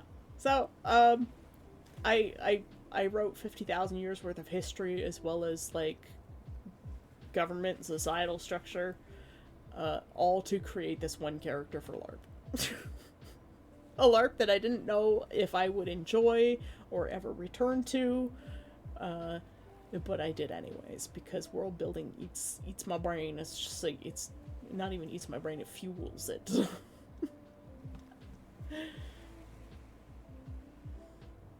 This is more of a talk and stuff with some art in the background. But, so for Nameless's history, he was controlled breed, which means, basically his whole purpose for existing was to, create possible more heirs. So, leadership on the islands is determined by, a challenge. So, if, a female Demora is born with a commanding voice, she can challenge,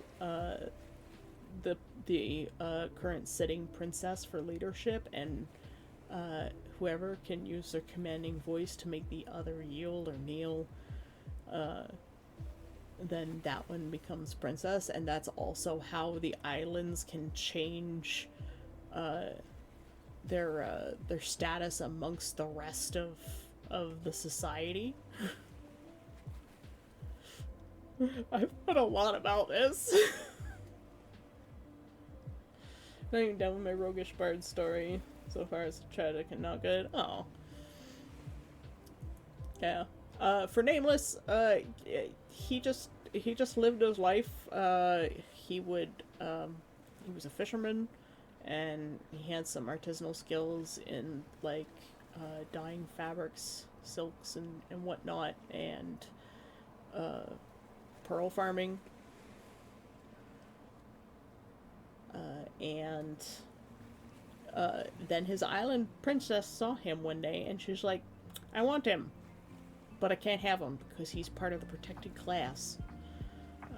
And the protected class are descendant from lines of pure QB, so they have no other demonic influence in their blood, and that's more likely to create a female Demora or princess with the power of commanding voice. The succubi purposefully bred it out of the incubi, so the men actually do not get it. And if they do, they're killed pretty quickly. It's brutal. It's brutal. So she had her people go kidnap him and fake his death, and then she cursed him to have no name, because their main magical ability is cursing, and if you're powerful enough, your curses are more effective. And so she saves up her power to select her favorites out of her society, out of the people of her island, and sometimes other islands, kidnaps them, and just basically mistreats them until she's bored of them, and she tosses them away or kills them or whatever, because demons. It's not nice. It's not a nice society.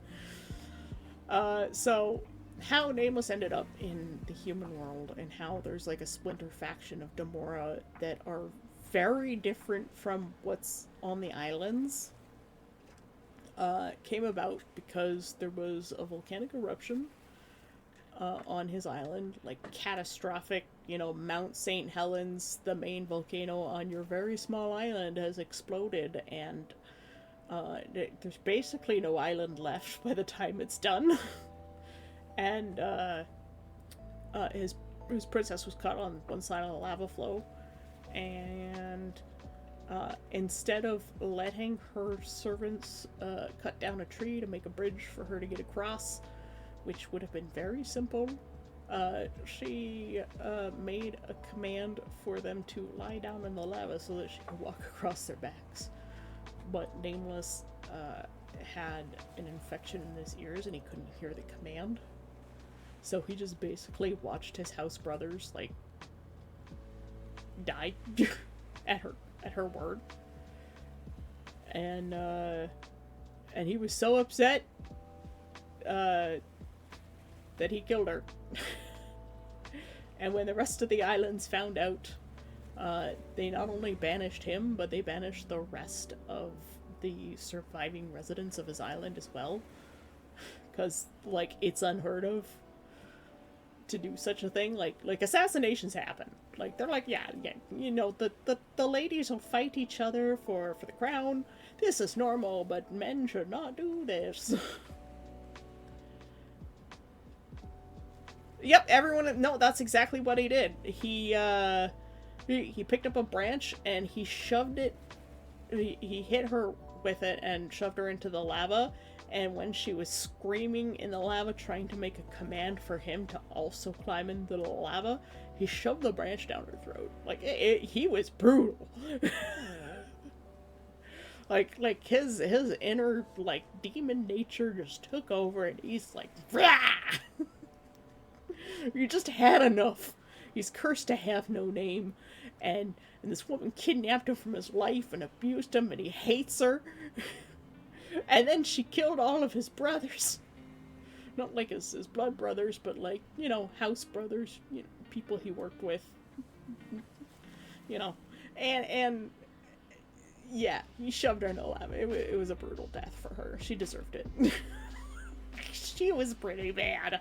Like, she was the worst princess. She was the most violent. She had the most demonic tendencies. Her blood wasn't pure QB.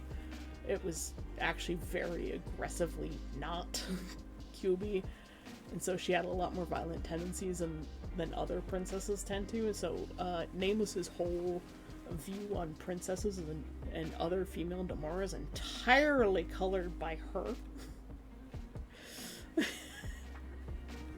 And so he was exiled, and the rest of the people in the island were exiled as well. The island was pretty much destroyed, so they were down to like 8.1 islands by the time the volcanic eruption was done. And so they were exiled, sent out to sea. It's basically the Death Sentence, because no Demora has ever gone far out to sea and ever returned. So exile is other term for death sentence. And so a few hundred of them were sent off on nothing more than rafts and rickety boats. And by the time they found other land, there were like 40 or 50 of them left. And they were so weakened that they were enslaved by the other creatures that lived there, which were humans. And his people that he was with blamed him, so they cast a group curse, which is something else that Demora can do. So they can pool their energy together and their hatred, and they cursed him to live eternally and have fate intervene to prevent his death. And with his Demora healing, most injuries, he can sustain quite serious injuries and not die. So it's like double whammy of curses. There are other little curses in between too that other members of that exile group also cast upon him that he's not aware of. And yeah, that's his history. And eventually the rest of the Demora that were with him, that were enslaved by the humans, a new princess was born among them, and they fucked off from the humans. She rallied them all up, and they fucked off from the humans, but they all know who Nameless is, because like it's just passed down through their history, and so they just left him behind with the humans, so he was the only one. And they just ran off somewhere. They just fucked off. And that's his story. 700 years later, he gets picked up on that boat, ends up in Mitrospera, and that's where the character comes from. Now you know my whole character history. That is my VTuber lore. Long story short, that is my VTuber lore. Nameless is frustrated. and he mistrusts everybody, but like he has his home now. He has home. Dendronia is his home, and he has lots of friends that he never thought he would have. Some of them are even women. He's like, what is my life?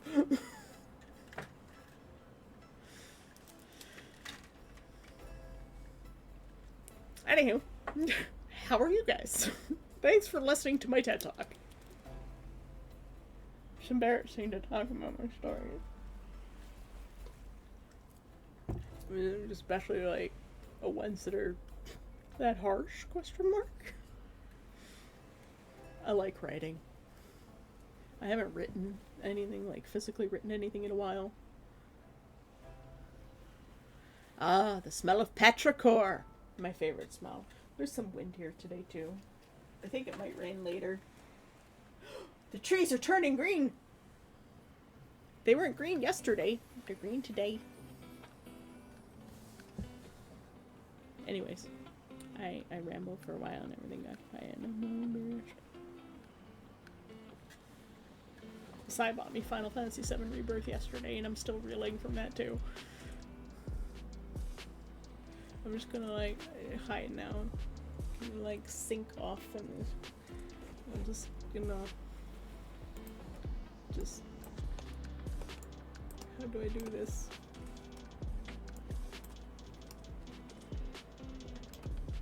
What are the controls? I don't even know. Can I just hide? I'll just... Oh, my OBS froze.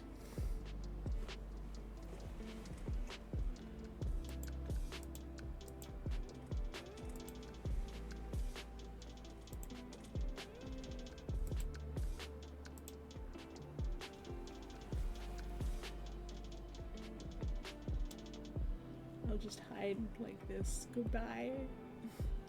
Just gonna hide away now. The silence after that long story makes me so nervous. How many viewers did I lose? Are you all still good? Are you still there?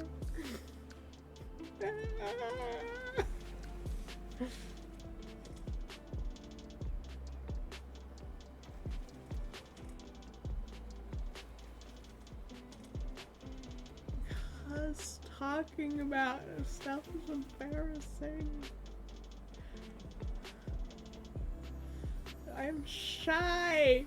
I can't help it.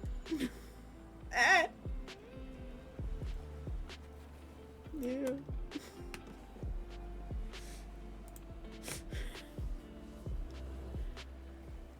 I'm not used to having people listen to me, okay?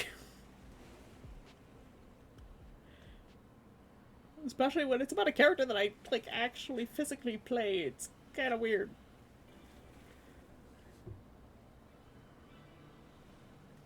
That's just like storytelling. But yes, it's nameless as history.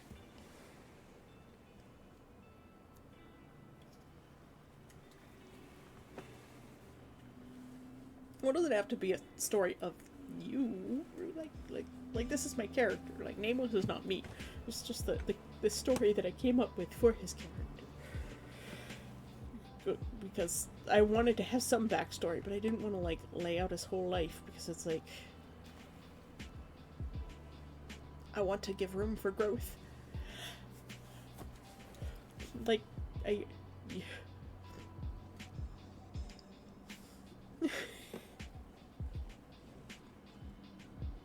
just get embarrassed. I'm very shy. Let's go do some artwork.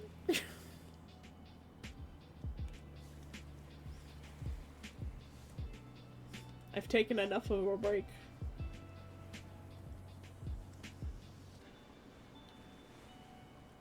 There. Story time done.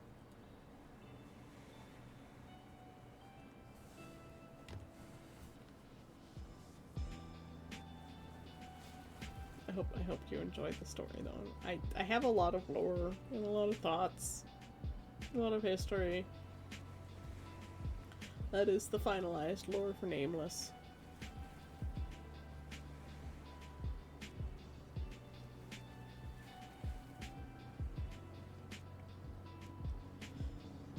I specifically set it up so that if other people wanted to play Demora,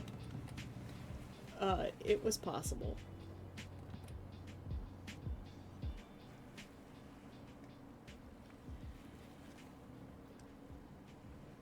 There's also an extra possibility because things happened in the 700 years while he was gone from the islands, such that the islands don't exist anymore. The super volcano went off. And the islands are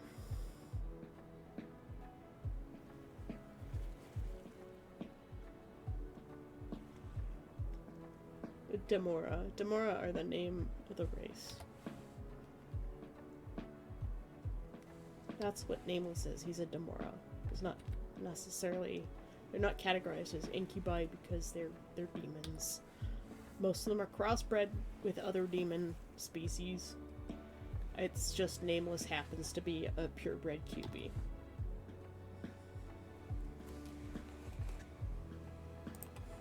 And of course, we have our little Cubus son. Where is he? There's our little Cubus.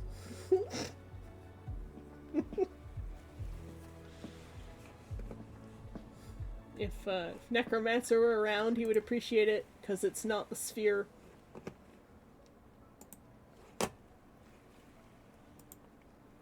Crossbreeding demons. Hi, Queen Boo. How you doing? I just told my entire VTuber lore. You'll have to watch the VOD if you want to hear it, because it's long. But basically, my character is a Demora, not a demon. And Demora are a crossbreed of a whole bunch of different kinds of demons that have built their own society.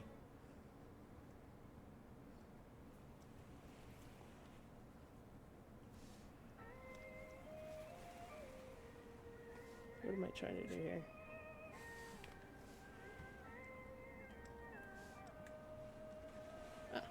Who am I?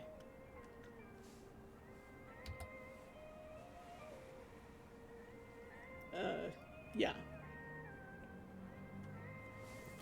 There are some Demora that are purebred QB. Nameless is one of them, but for the most part, generally they are all interbred with other breeds of demon. And they came from another plane, escaping hell or whatever, and ended up in the world that they now inhabit.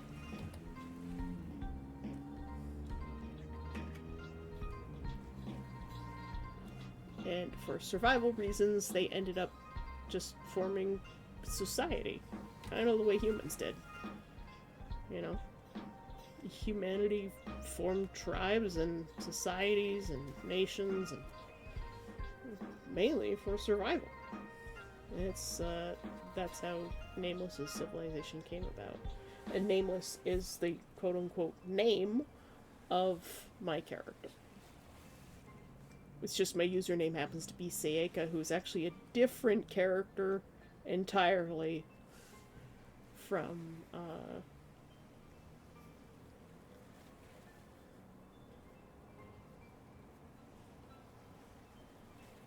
can only get Dampier as a half vampire, then yeah, kind of like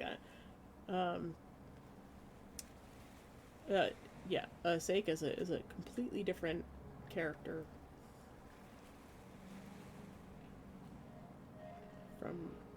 from Nameless, and it just happens to be the username that I use everywhere.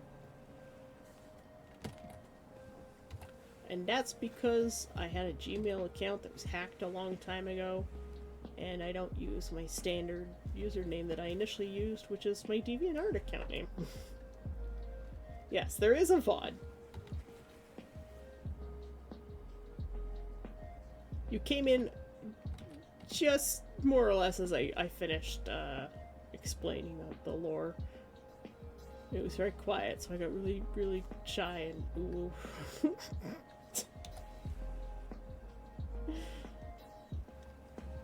I got all awkward.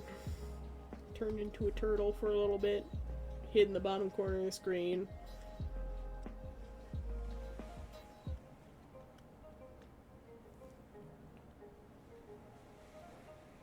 Everybody at Conquest seems to enjoy Nameless, and I'm really glad for that. I was worried he was gonna be too dark, but like, there are some people with some pretty dark characters at Conquest. I'm not gonna lie.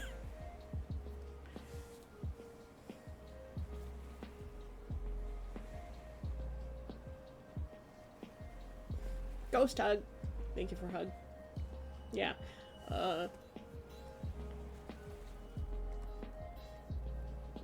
So, it was a long chat.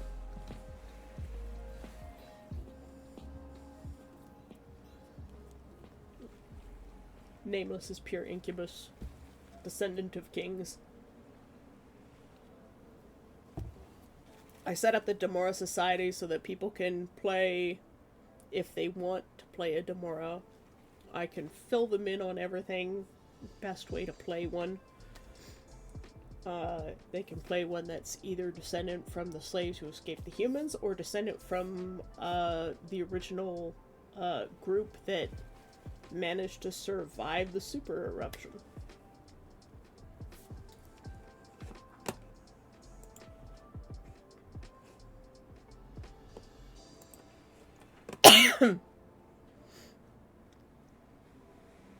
So, yeah. I have a princess character who is part of the group that managed to flee the islands. She's the princess of the 5th island, actually. I don't have a name for her. I haven't decided the naming conventions of the Demora yet. Hydrate!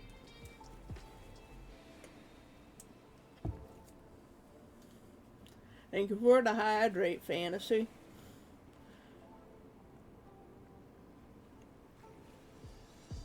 But yeah, Nameless is an incubus that hates being touched and is gay. That's basically what it boils down to. He's afraid of women. He's kind of afraid of humans. He's terrified of his own people.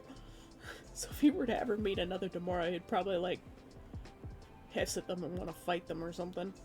Or maybe even try to kill them. Maybe. He's very much a product of his society where the men don't fight.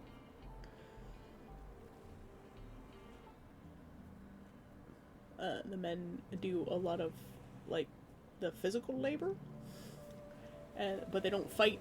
They don't run in government. Matriarchal societies.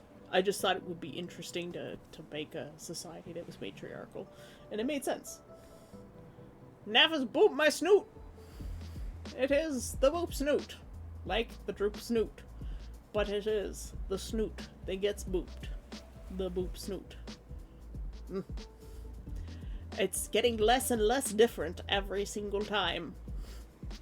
It used to be different every single time, but now not so much as I get into the role. As I figure it out.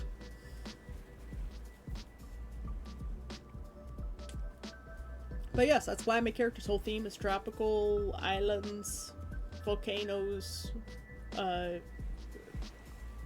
hibiscus, starfish, fish, the sea. Because island nation.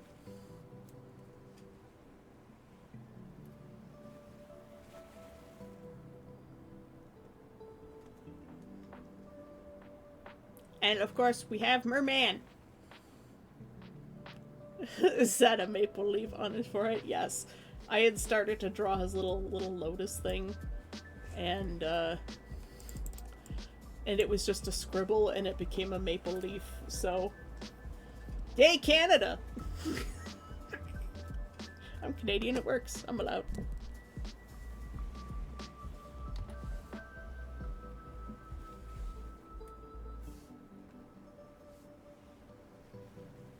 All of my lines are so messy. I should just like redo the line art properly on a separate layer instead of doing the little tiny edit bits. The way I modify a bit of a line here and there.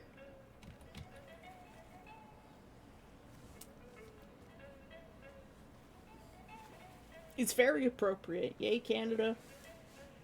We've got a new government. Well, it's not a new government, but it is a new government. Getting a whole new cabinet today. It works out nicely. I don't think we can grow a sugar bush in the tropics of Nameless's Island. Well, you know, there are other plants. There's things like sugarcane. And it's another world, so who says that you can't have something that tastes the same as maple?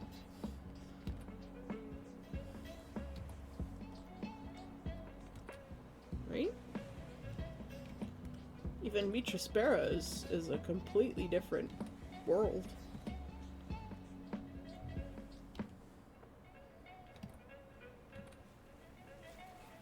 They use the mists to travel to other worlds and bring trade, and that's how not a replacement for real maple syrup. Substitute? No, there is no substitute for real maple syrup. Especially if anybody says table syrup is okay, I will fight them.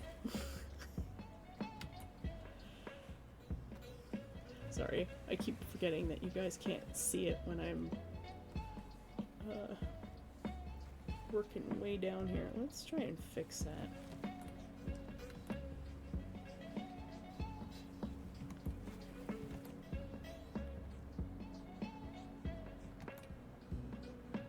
This will force me to work within the bounds of the screen.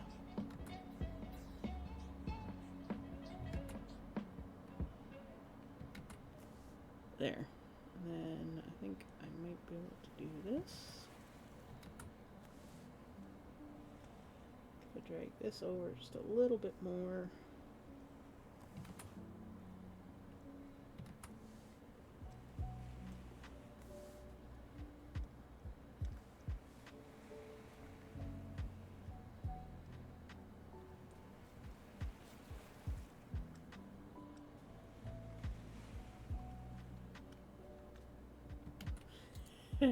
I haven't seen Anger Management, but I can imagine.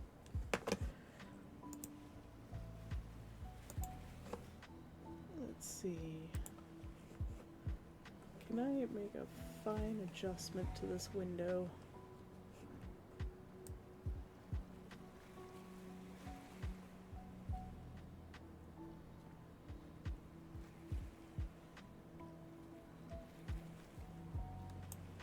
There we go.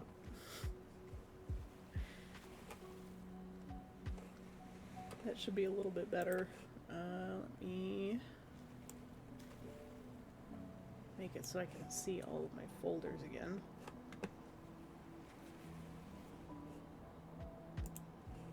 And then make another fine adjustment.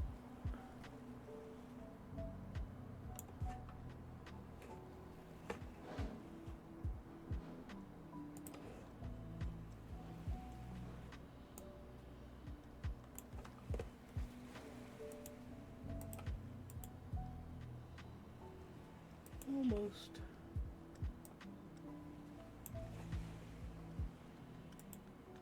Just making adjustments on stream, yes.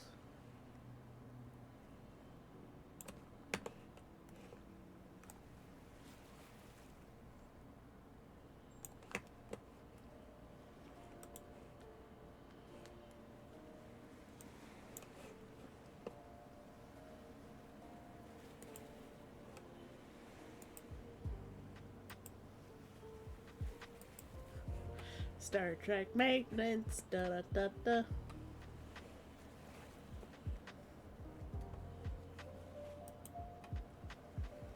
Two hours straight? Oh, 2 hours is pretty normal for us now. I used to only go for like an hour because I was like, oh, I'm scared and nervous. I'm still a little bit nervous. I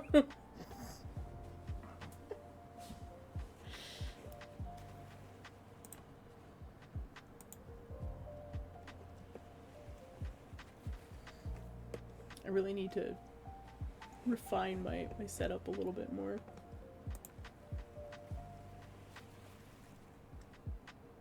Gotta scrub the plasma conduits and EPS manifold for performance. Mm-hmm.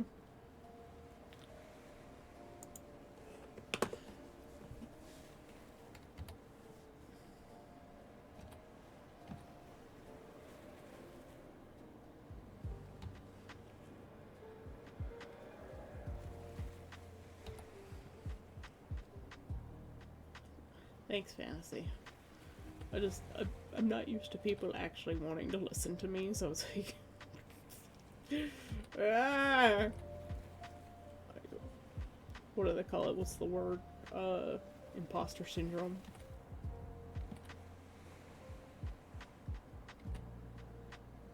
This elbow is wrong.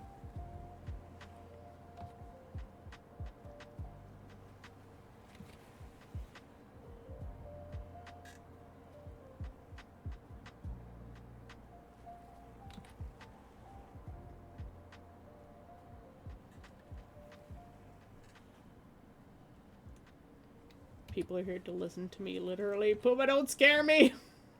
Ah! Ah! I'm not used to that.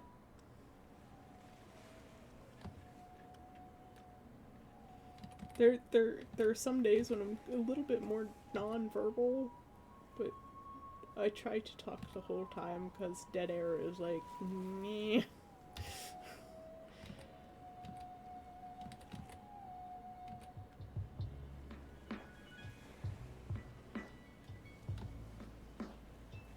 Why is this so rough? What is wrong with my pencil? Should be fine. Maybe I'm just shaken.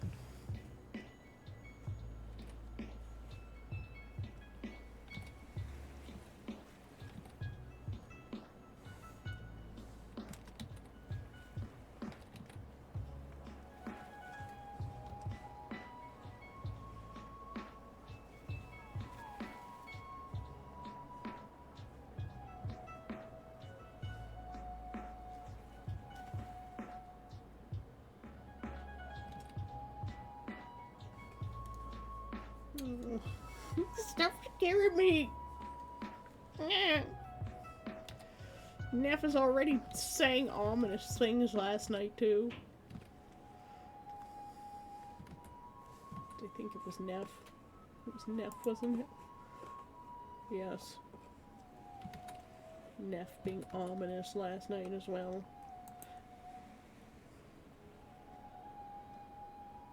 You ominous never! It was you. It was quite late, so my brain is just like, did that happen? It did. Men, ominous music.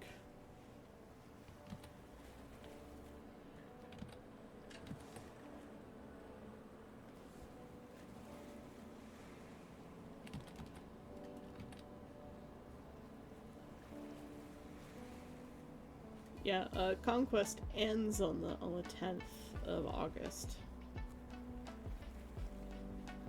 Which means it officially starts the Wednesday before that.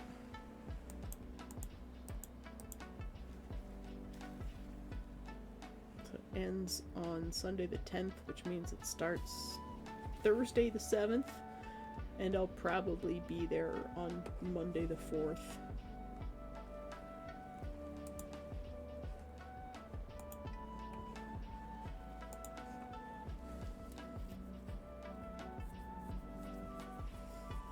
Aw, but I'm not scary. You just asked when I was leaving for Conquest, and then you're like, oh, no reason, when I asked why.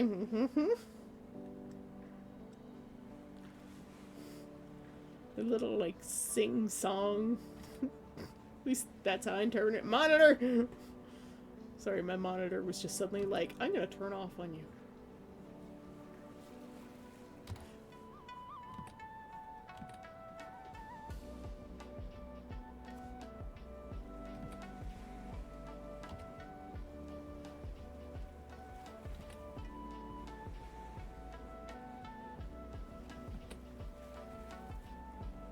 I hope Necromancer's doing okay. He hasn't come by today. He's probably busy at work, though. Because I think he was off work yesterday. Because he was still traveling. I worry when people don't show up who are regulars. I worry about you.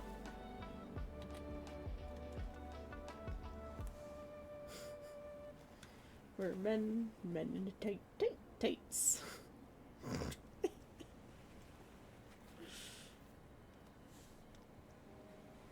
God, I haven't seen that movie in so long, but I love it. I love pretty much any iteration of Robin Hood, let's be honest.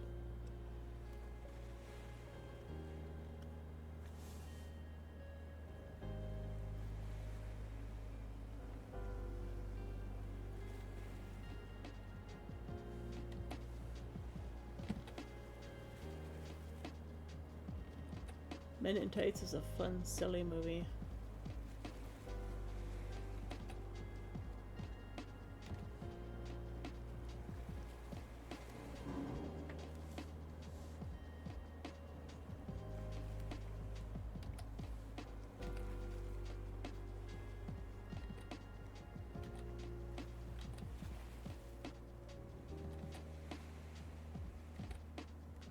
Kind of like Monty Python and the Quest for the Holy Grail. I haven't seen that in ages either.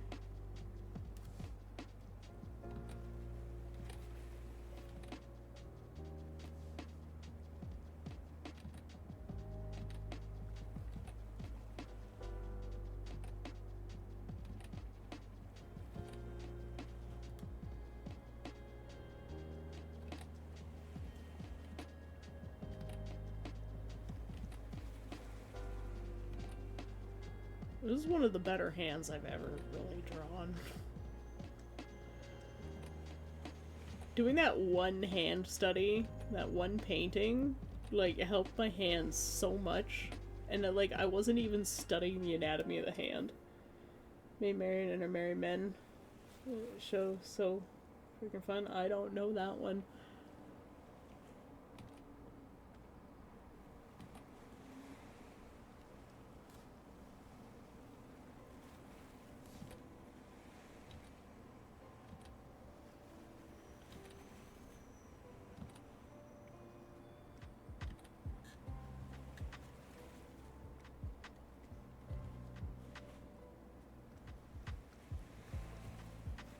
I'll have to look that one up. It sounds familiar. Like, I grew up with grew up without cable television, so like a lot of these shows that people reference and a lot of the movies people reference, I just don't know them because I just never saw them. I spent more time outdoors. I kind of miss the outdoors, but I live in the city.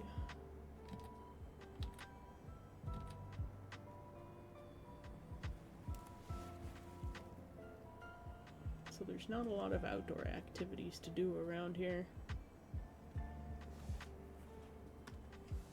His nose is too big.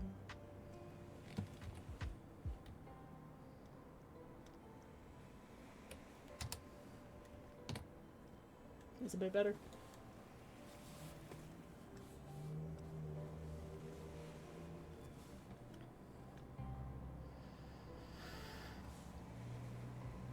We have made virtually no progress on this picture today.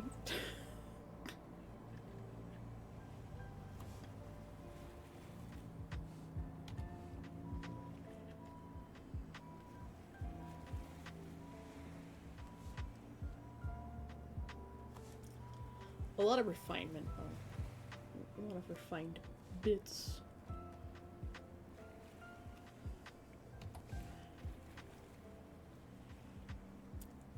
I was working on this earlier, and I just totally left it to the wayside.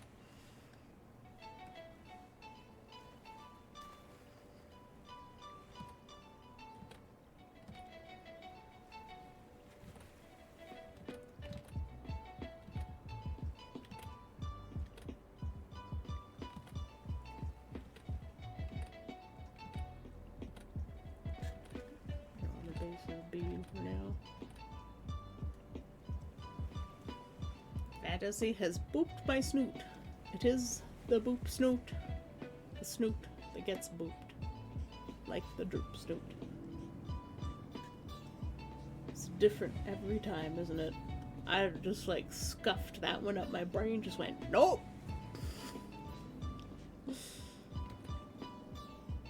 I also don't know why, but I'm getting a little bit dizzy. Probably because I'm so freaking tired.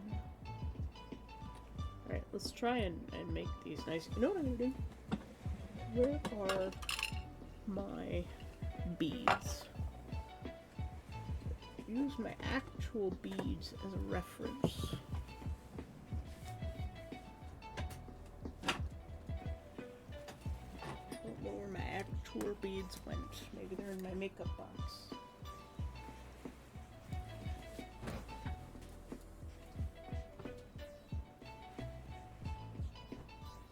There's just a cat sleeping on the floor in front of my door. Whoa, I have transcended reality. I stood up too fast.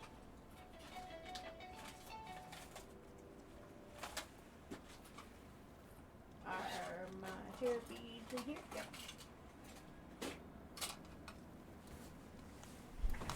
We can look at the pieces that I had before.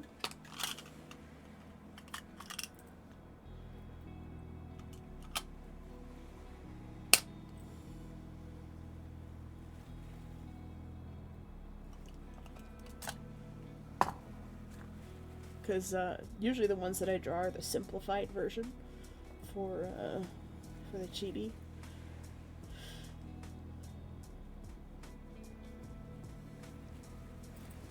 But the bead that goes in my hair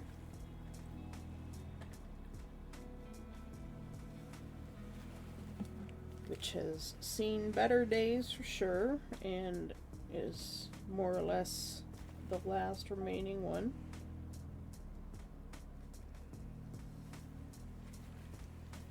Is definitely quite a bit different than the one that I draw. Let's see if I can bring up a little reference for that one.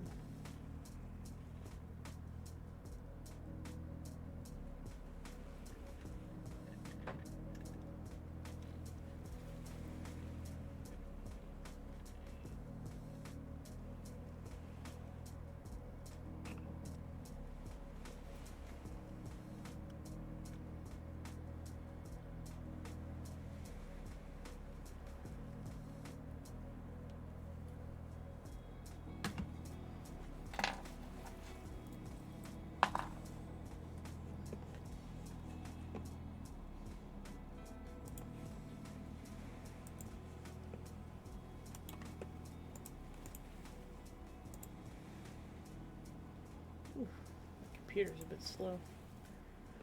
Probably time to restart my computer. And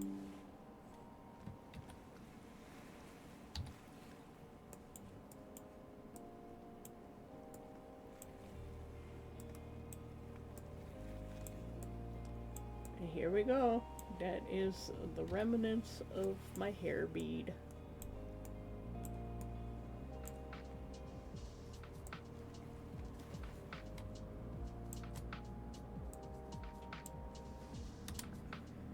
Is one of the pieces that's left. As you can see, the color is quite scuffed. It's chipped. It's falling apart.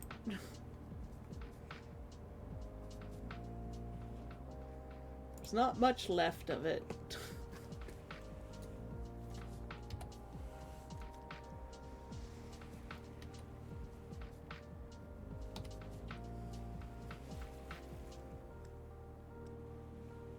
helps if I draw on the right layer. But yeah, you see what I mean. There's not much left of that. If I take out the rest of the bits, I have them in a little metal container.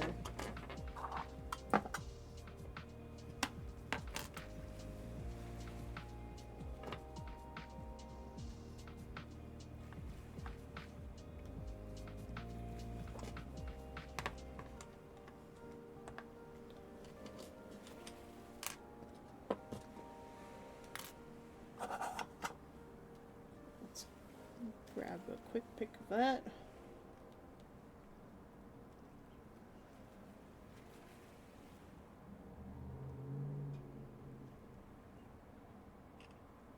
I'm so sad that I lost that half of my hair bead. I will be forever saddened.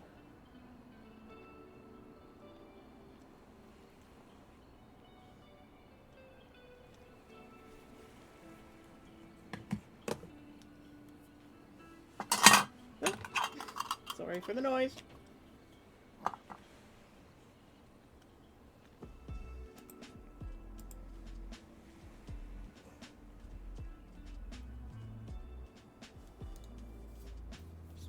Little white dust all over my...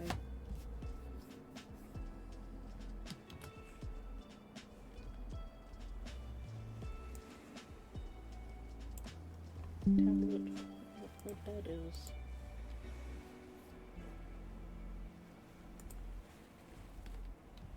Probably came out of a little metal tin.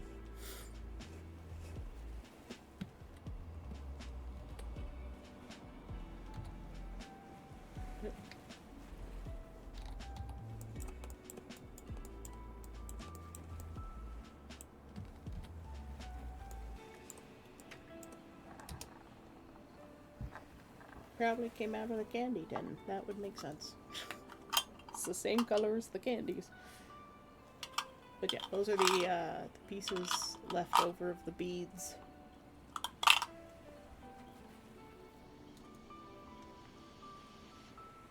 I lost the bottom crown piece for the bead that split in half.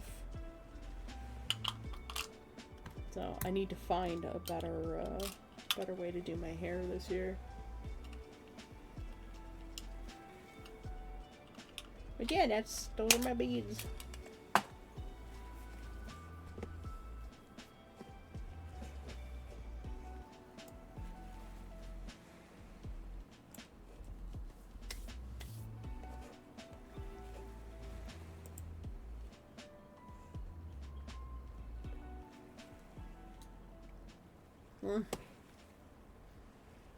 I'm suddenly feeling very unwell.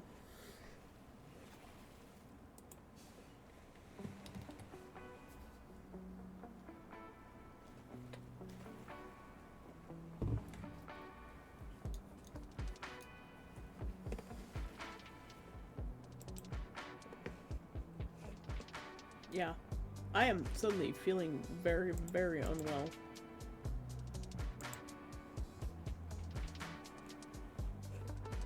Is there someone we can raid?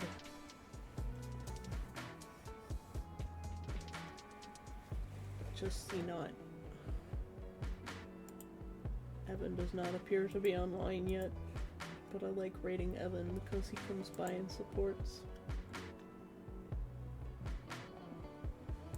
That necromancer is lurking. Necromancer! Necromancer.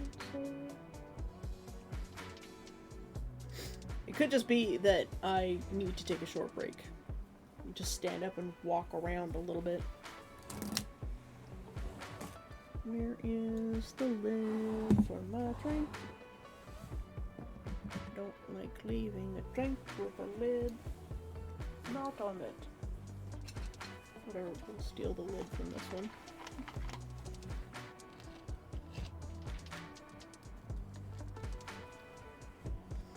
I am thinking of raiding out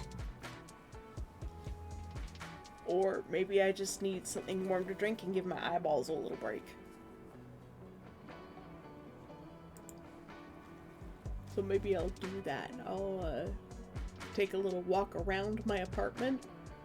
Everybody get up and stretch because it's good for you. I think that's just what I need. So I will mute my mic and slide off to take like 5 or 10 minutes break. Is that good for everybody? And then we'll keep going. We'll try and do a little bit more.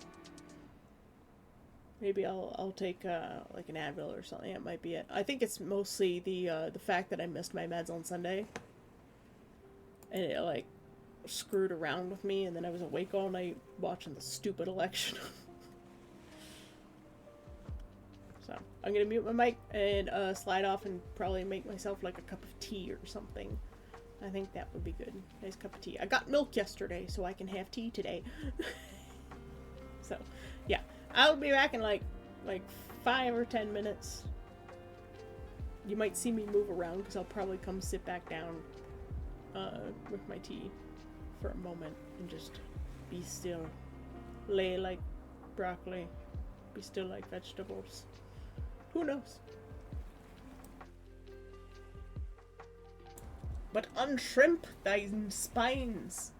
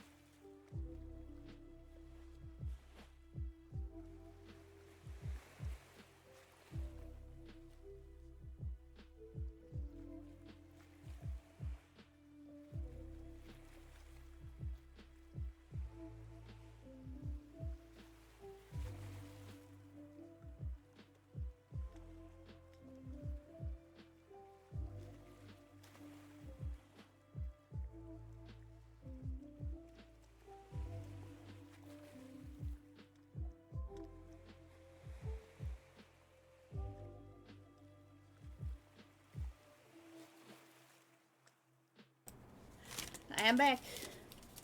I've seen they're doing some fire alarm testing today. Yeah, we stopped to take a short break, Neff. I was starting to feel lightheaded. So, while my kettle was boiling, I swept the living room, and then while the tea was steeping, I fixed up all the recycle, took out the stinky garbage. Luckily, the garbage chute's right outside my apartment door. Thank you, thank you.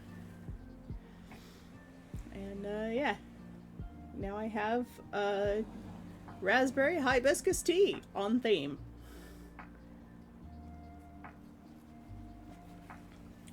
It's actually pretty good. Hibiscus is a nice flavor. It looks so yellow outside today, which means it's gross. Let's check the weather. 24 feels like 28 with a high of 32 feel. So, humidex of 32. No wonder I am feeling lightheaded. It's 'cause it's fucking hot. Oh my goodness. I hate this weather. I half asleep. You didn't get up and unshrimp?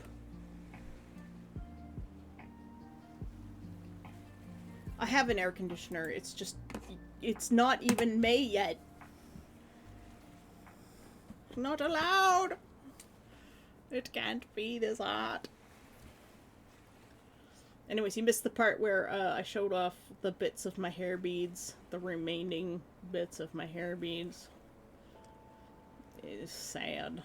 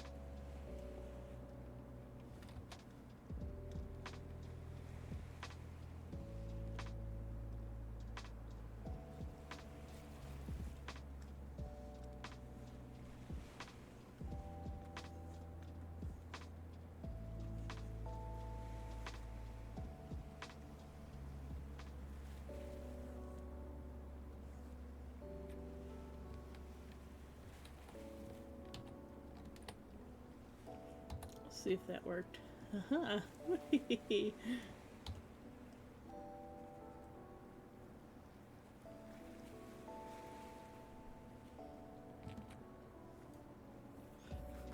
gonna be a little bit cheaty.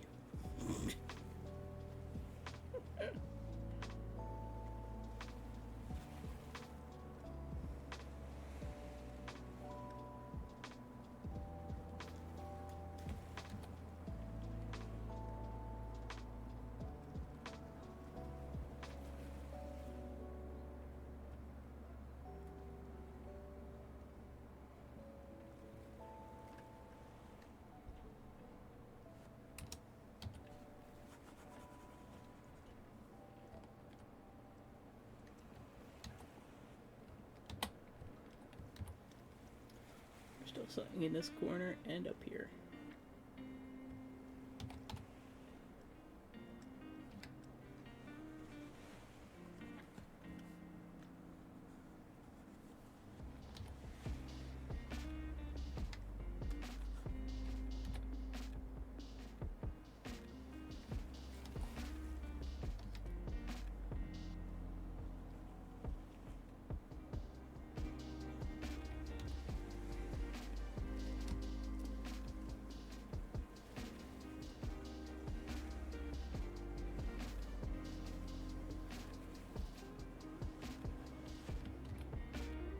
Good enough.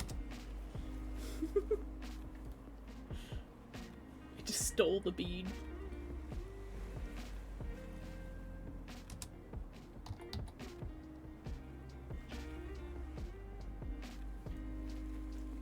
Duplicate that.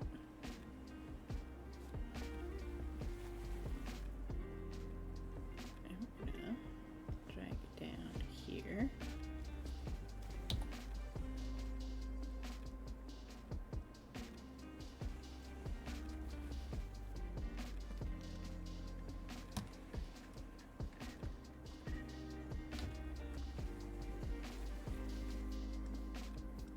There, we have beads.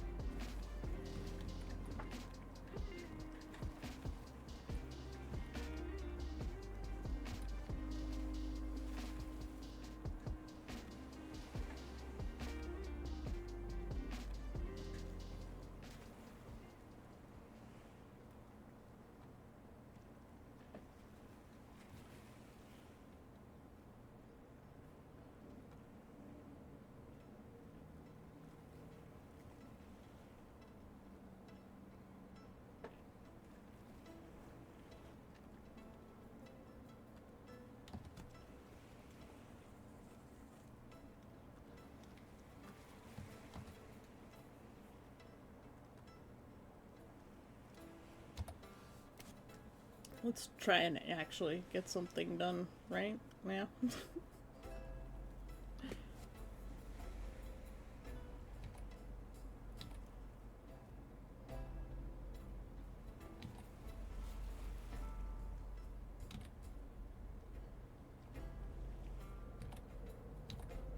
Let's start with the basic shapes.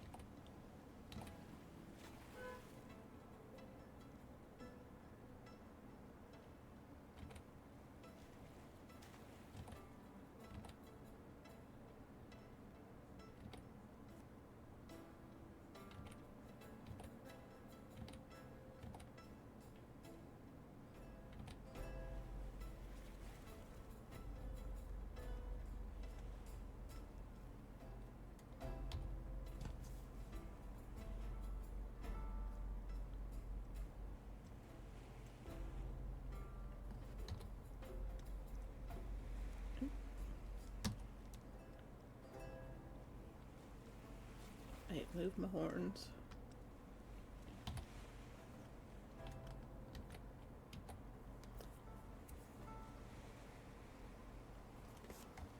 What I get for putting things on the same line.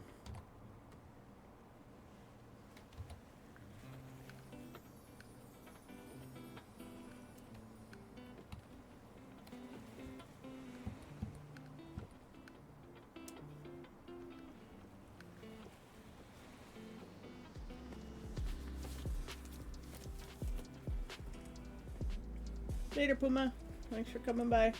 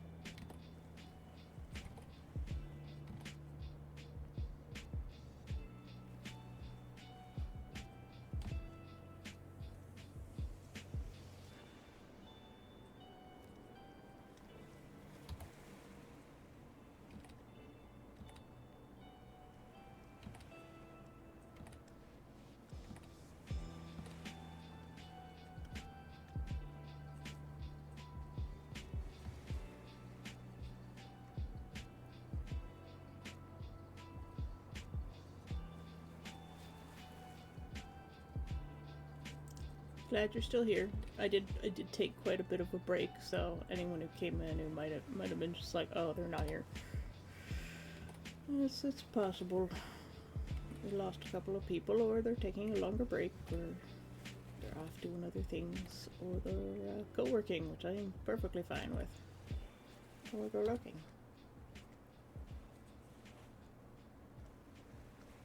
But I'm glad you're still here. Thanks for letting me know.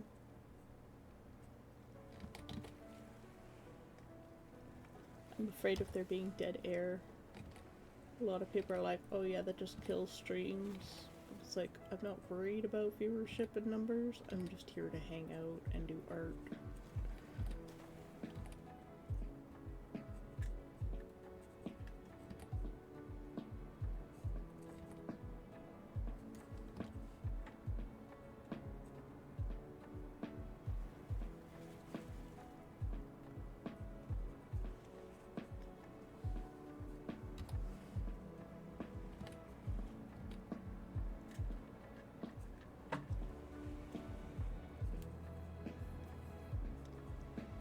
I'm sad I didn't buy the dwarven beard beads when I found them.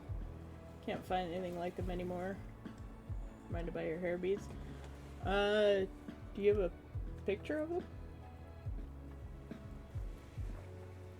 I save pictures of everything.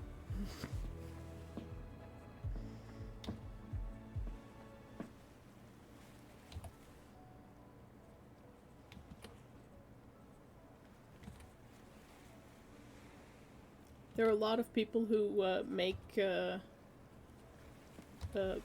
beard and hair beads that are like small sets too.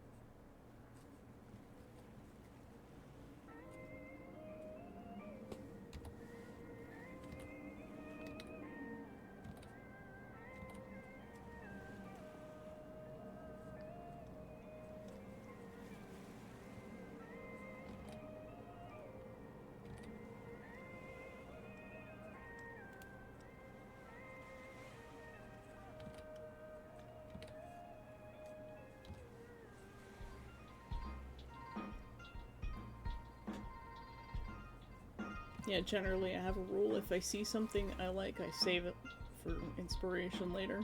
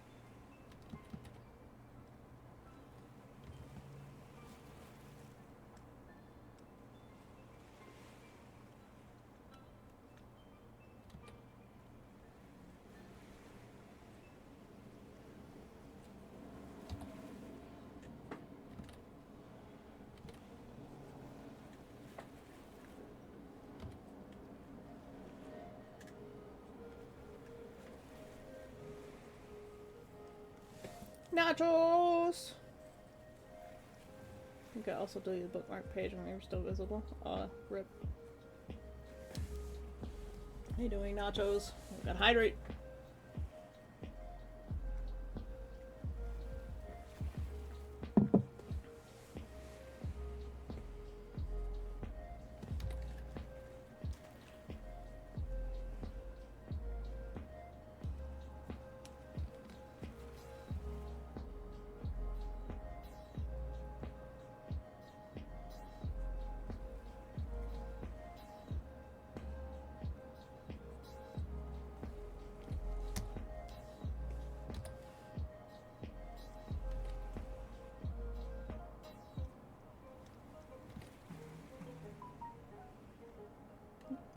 all made of bling blong.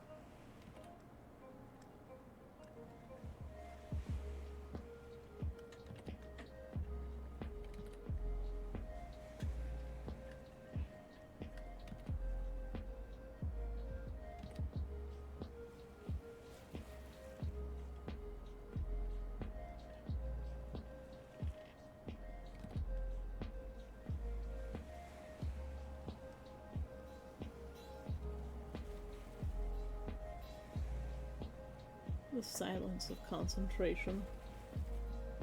The boot wars have begun. Good days. Just got a new batch of leather, so guess gonna be making wallets and other stuff soon. Yeah! I need to find something for like actually sewing materials. Because it turns out that the bag that I've had since 2008 that I use literally pretty much every day is falling apart.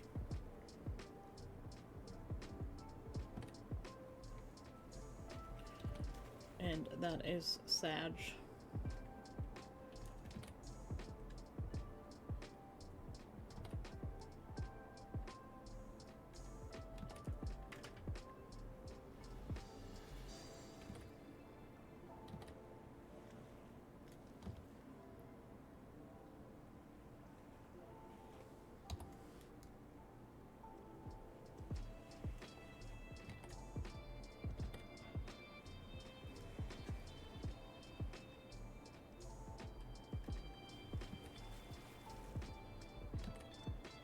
But I have all that leather from Wraither.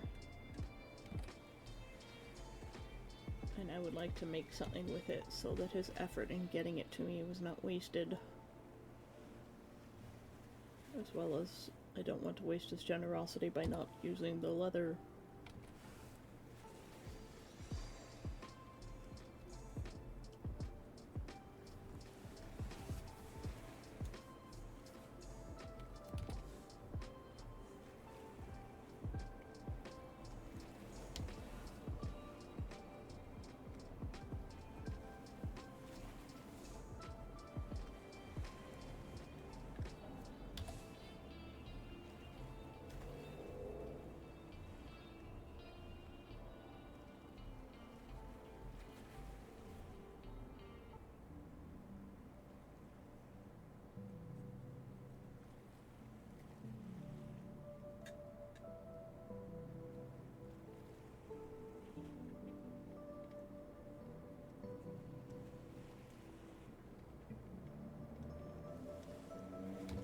Wow, I need to clean this up so badly. Looks awful.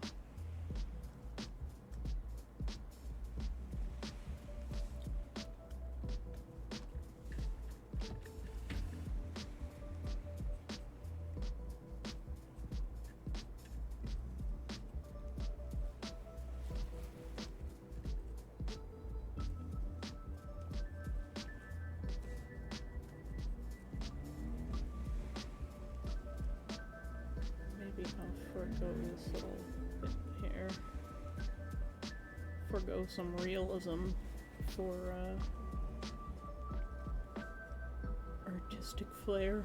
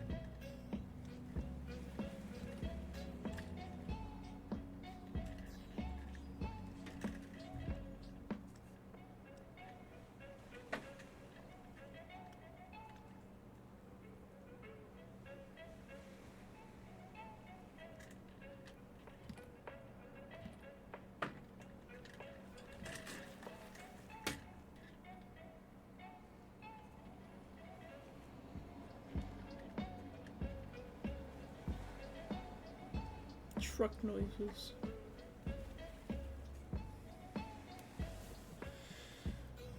Guardian is redeemed a strange thanks, nachos.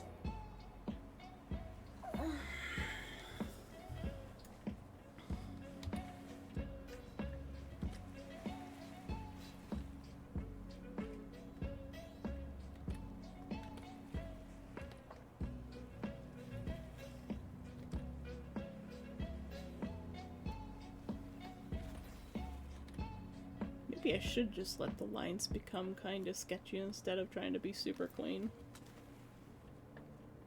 I mean, graphite's a thing, right?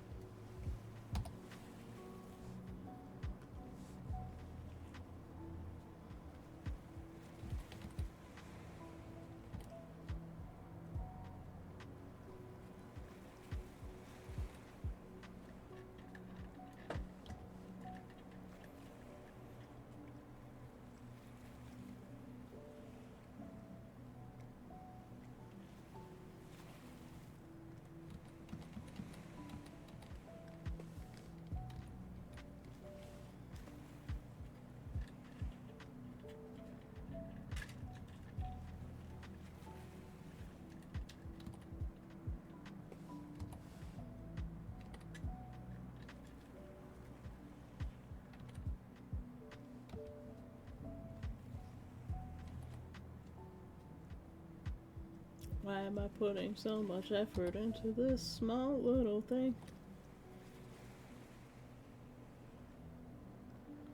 It completely doesn't matter. Because in the end, when you zoom out, it looks good. That's why.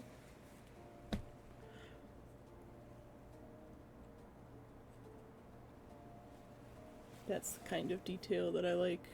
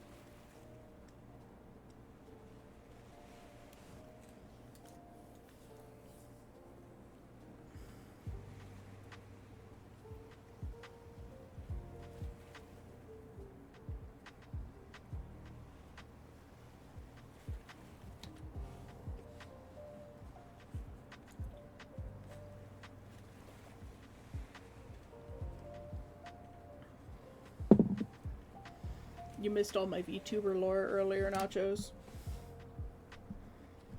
Told the whole story.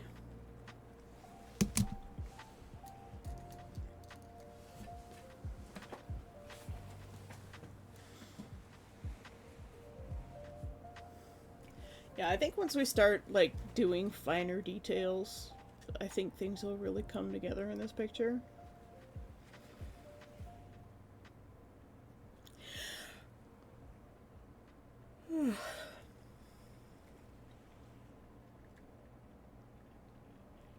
It'll be in the VOD. It's in the VOD. It's fine. If you want to go back and watch it, it's fine. If you don't, it's also fine. It'll probably get told again someday.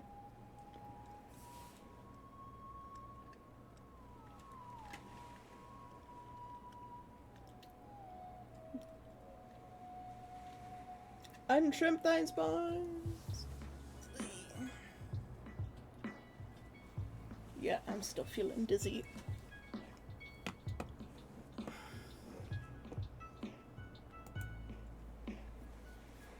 You'll forget to look back. Well, the VOD will be there forever because it will go to my YouTube channel eventually.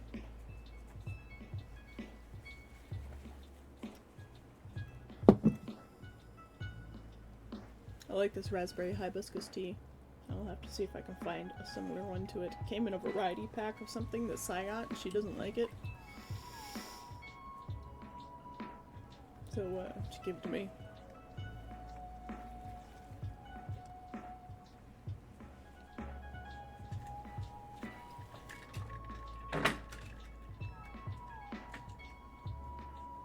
Yeah, once we start getting the details in, I think this picture's gonna really come together.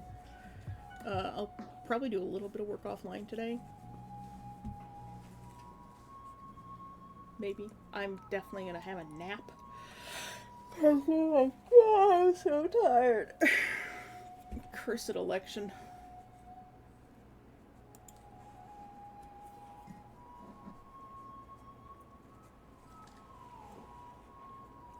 I think we're gonna raid CNOT. Because, I feel lightheaded and dizzy.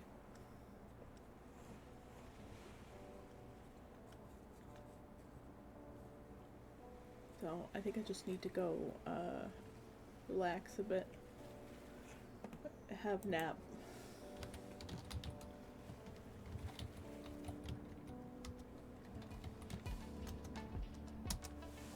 So, I'll see you guys next time. We are off sailing to other waters. I hope you guys have a good day. Hopefully I'll be feeling a bit better tomorrow. I was just kind of down today with, like, the news of my guy possibly losing and, feels. Feels happened too. There were some old feels that came up.